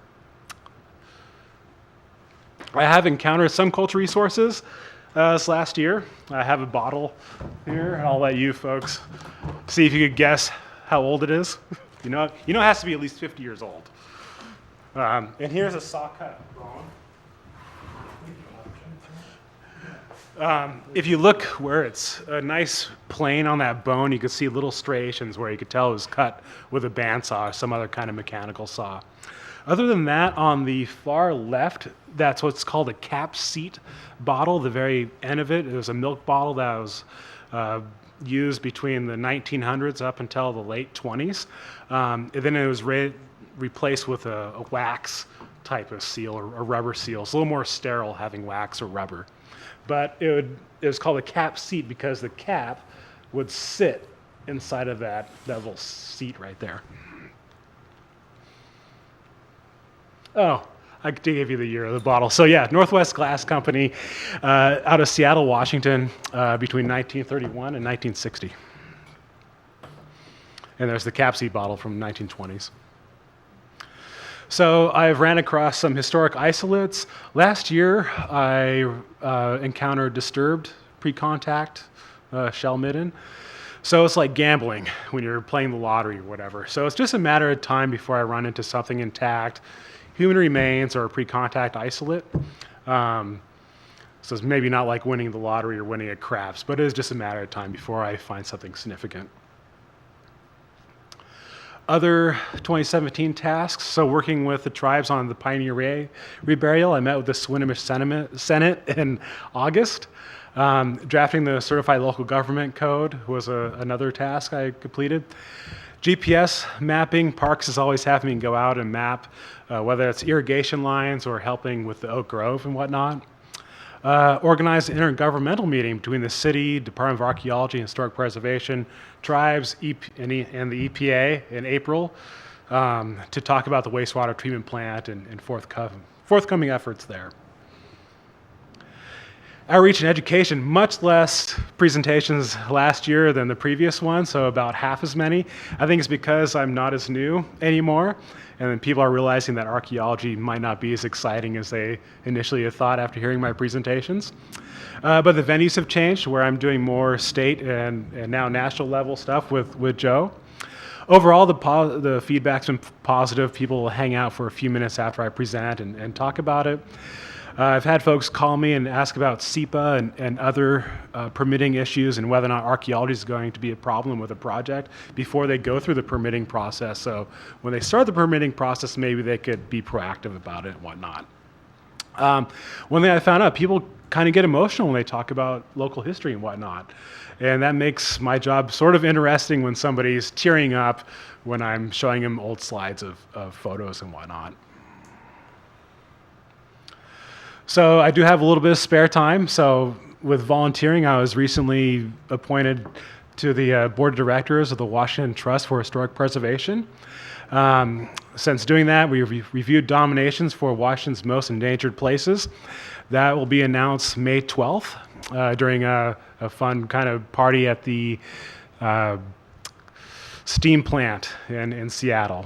As well as we'll later review the Valerie Savinsky grant applications. One thing that is an interesting note is that Larry Court met his wife, Elizabeth, while he was serving on the board of trustees, and she was actually an employee with the Washington Trust for Historic Preservation. Kind of a cool little side story there. With Island County Historical Society, being on their board of trustees, I'm one of two people that are part of the north part of the island. Prior to that, it's always been people from Coopville or South Whidbey, so it's nice that myself and Jackie Van Eycks are the two North folks. As FYI, I'll be serving hot dogs during Mussel Fest on Saturday from 1 to 4. So if you don't like mussels and you're in the mood for hot dogs, come down and say hello. And then other volunteer involvement is reviewing the No Child Left Inside grants. So far that it allows nonprofits and local governments to apply for grants for up to $125,000 to get youth outside. So at the start in 2008, we've engaged about 8,000 youth and provided about 2,992 hours of education. And it's also a veteran mentorship program, which is great for veterans who are coming back after war, as well as allowing kids to have a good mentor. So for next year, or this year, I should say, for 2018, it's the Restore-versary of Neal Tower in 2019. So that's a city-owned historic site. It's on the National Register. It's kind of like our little Space Needle. And I'm working with Hank and trying to do some restoration there to prevent any deferred maintenance issues. I send a permit to excavate 45 IS 349. We have a city project that's going to be impacting another archaeological site. It's not going to be as exciting as Windjammer Park or Pioneer Way, knock on wood, but regardless, I still have to go through the process. I'll be meeting with Swinomish on March 6th at a staff-to-staff level, and then later on the 14th with their Senate to talk about the Pioneer Way reburial. And then forthcoming presentations, Revitalize Washington is going to be in Port Townsend this year. So I'll be going over there and teaching them about Archaeology 101. Oak Harbor Chamber of Commerce, that's to be determined. They want me to do the usual Archaeology 101 presentation. And then Joe and I are going to be going to the National Association for Environmental Professionals Conference, which is in Tacoma, out of all places, to talk about the wastewater treatment plant and how we deal with cultural resources there. Beyond that, helping shepherd the Certified Local Government Code that Ray had just talked about, and developing cultural resource management plan as well. And I believe that is my last slide. So I'll entertain any questions, or if you have any questions from last year as well, I'd be happy to entertain those. Thank you, Gideon. Any questions from the council? Sounds like it's pretty active. Oh yeah, absolutely, yeah, I've been busy. I have one question for you. Yeah, let's hear about Always it. have a question. Yeah. Is Kelly just about finished down there at the wastewater treatment plant? Well, as the treatment plant is wrapping up, there's a little less ground disturbing, but we have the park. And since phase one of the park is going to be predominantly soil moving, we have all that displaced soil, so she'll be involved with that. A lot of it's not just going to be putting soil on the park, that they're going to have to scrape away the vegetation, so there's potential to uncover more cultural resources there. And we'll need Kelly, since they might need multiple people at once, and it doesn't make sense to change pilots as you're flying the plane. Let me just refine my question. Yeah. If moving that pile has already been reviewed, sifted before it went out. Yeah. Are we going to have to sift it, review it, and keep archaeology staff just to move the material?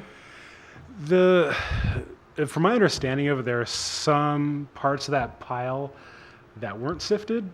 You'll have to talk to Kelly directly about it, but the big concern isn't necessarily the pile. The big concern is removing the sod, the vegetation. in the I park. understand that. Yeah. No question about that. Maybe engineering needs to step up here, because I would really like to know if we have to take another bite at that pile with archaeology. And why, if we do. Well, one of the other key parts, Joe Stowell, for those at home listening. One of the other things is Kelly is one of the permittee holders along with the city, so she'll be involved through the park improvements for that reason too. Okay, that didn't answer my question. We have a pile. We have to move that pile for backfill around the building. I recognize we have to have them there when we're removing the sod or disturbing the soil around that area. But do we have to sift that pile or any part of that pile just to move it? Not necessarily. There were some interesting times when some of the material that was removed from where the old RBC plant was, where we couldn't actually see, and for safety reasons, we were actually pulling debris out of the water. And they would run it through a grizzly screen, and then when they went and pulled it out of the pile, they actually found human remains in that. So there's a reason to have somebody watching what's going on so that we don't have to sift the whole pile. The reason we have somebody out there monitoring is if they find something as they're going, we can identify it, set it aside, and it doesn't become a situation where Well- we have to sift everything. Is there an area of that pile where some of the midden and some of that specialized material was isolated so that we are focusing on that area? Or do we have to have somebody watch the entire pile? Anything that was identified while during construction as being sensitive in any way was removed from the site, actually, or was it set off the side and then removed from the site? So the point of having a monitor, and I don't know the exact work plan, so I'm kind of speaking a little bit out of turn on this, but the reason why we would have a monitor is to prevent from having to screen a larger pile. You could isolate where that came from, and they've been monitoring it this whole time so they know how it was placed. So we can minimize what effort is necessary if something should be found. So what level of monitoring are they gonna do? They're gonna have like 4 or 5 people there, or just one person? The reason I'm asking that is because if they're going to want to be specifically involved in every shovelful, it really slows down the movement of that product. I mean, when they dug that hole and they ramped it out of there and went down deep, you know, they had off-road vehicles to move that dirt, and we need to move that dirt expeditiously. When you have archaeology standing there in areas that are not sensitive areas, I'd hate to see us just kind of spoon feeding that out of that pile to put it in place someplace else. That's what I'm trying to find out. At what rate are we going to be impacted by archaeology looking at stuff that is not sensitive? You know, maybe it'd be best if I touched base with Kelly and got back to you on what the full work plan is. I can tell you that when it comes to removing the sod or asphalt or digging a hole in any ground that hasn't already been disturbed out there, we're going to have a monitor present. That's a given. Now, if it has to do with stuff that's already been disturbed and is in a pile sitting out there that we're going to move around, there's likely to be some monitoring, maybe to less of an extent. But I think we're still going to have an archaeologist present while this work is going on.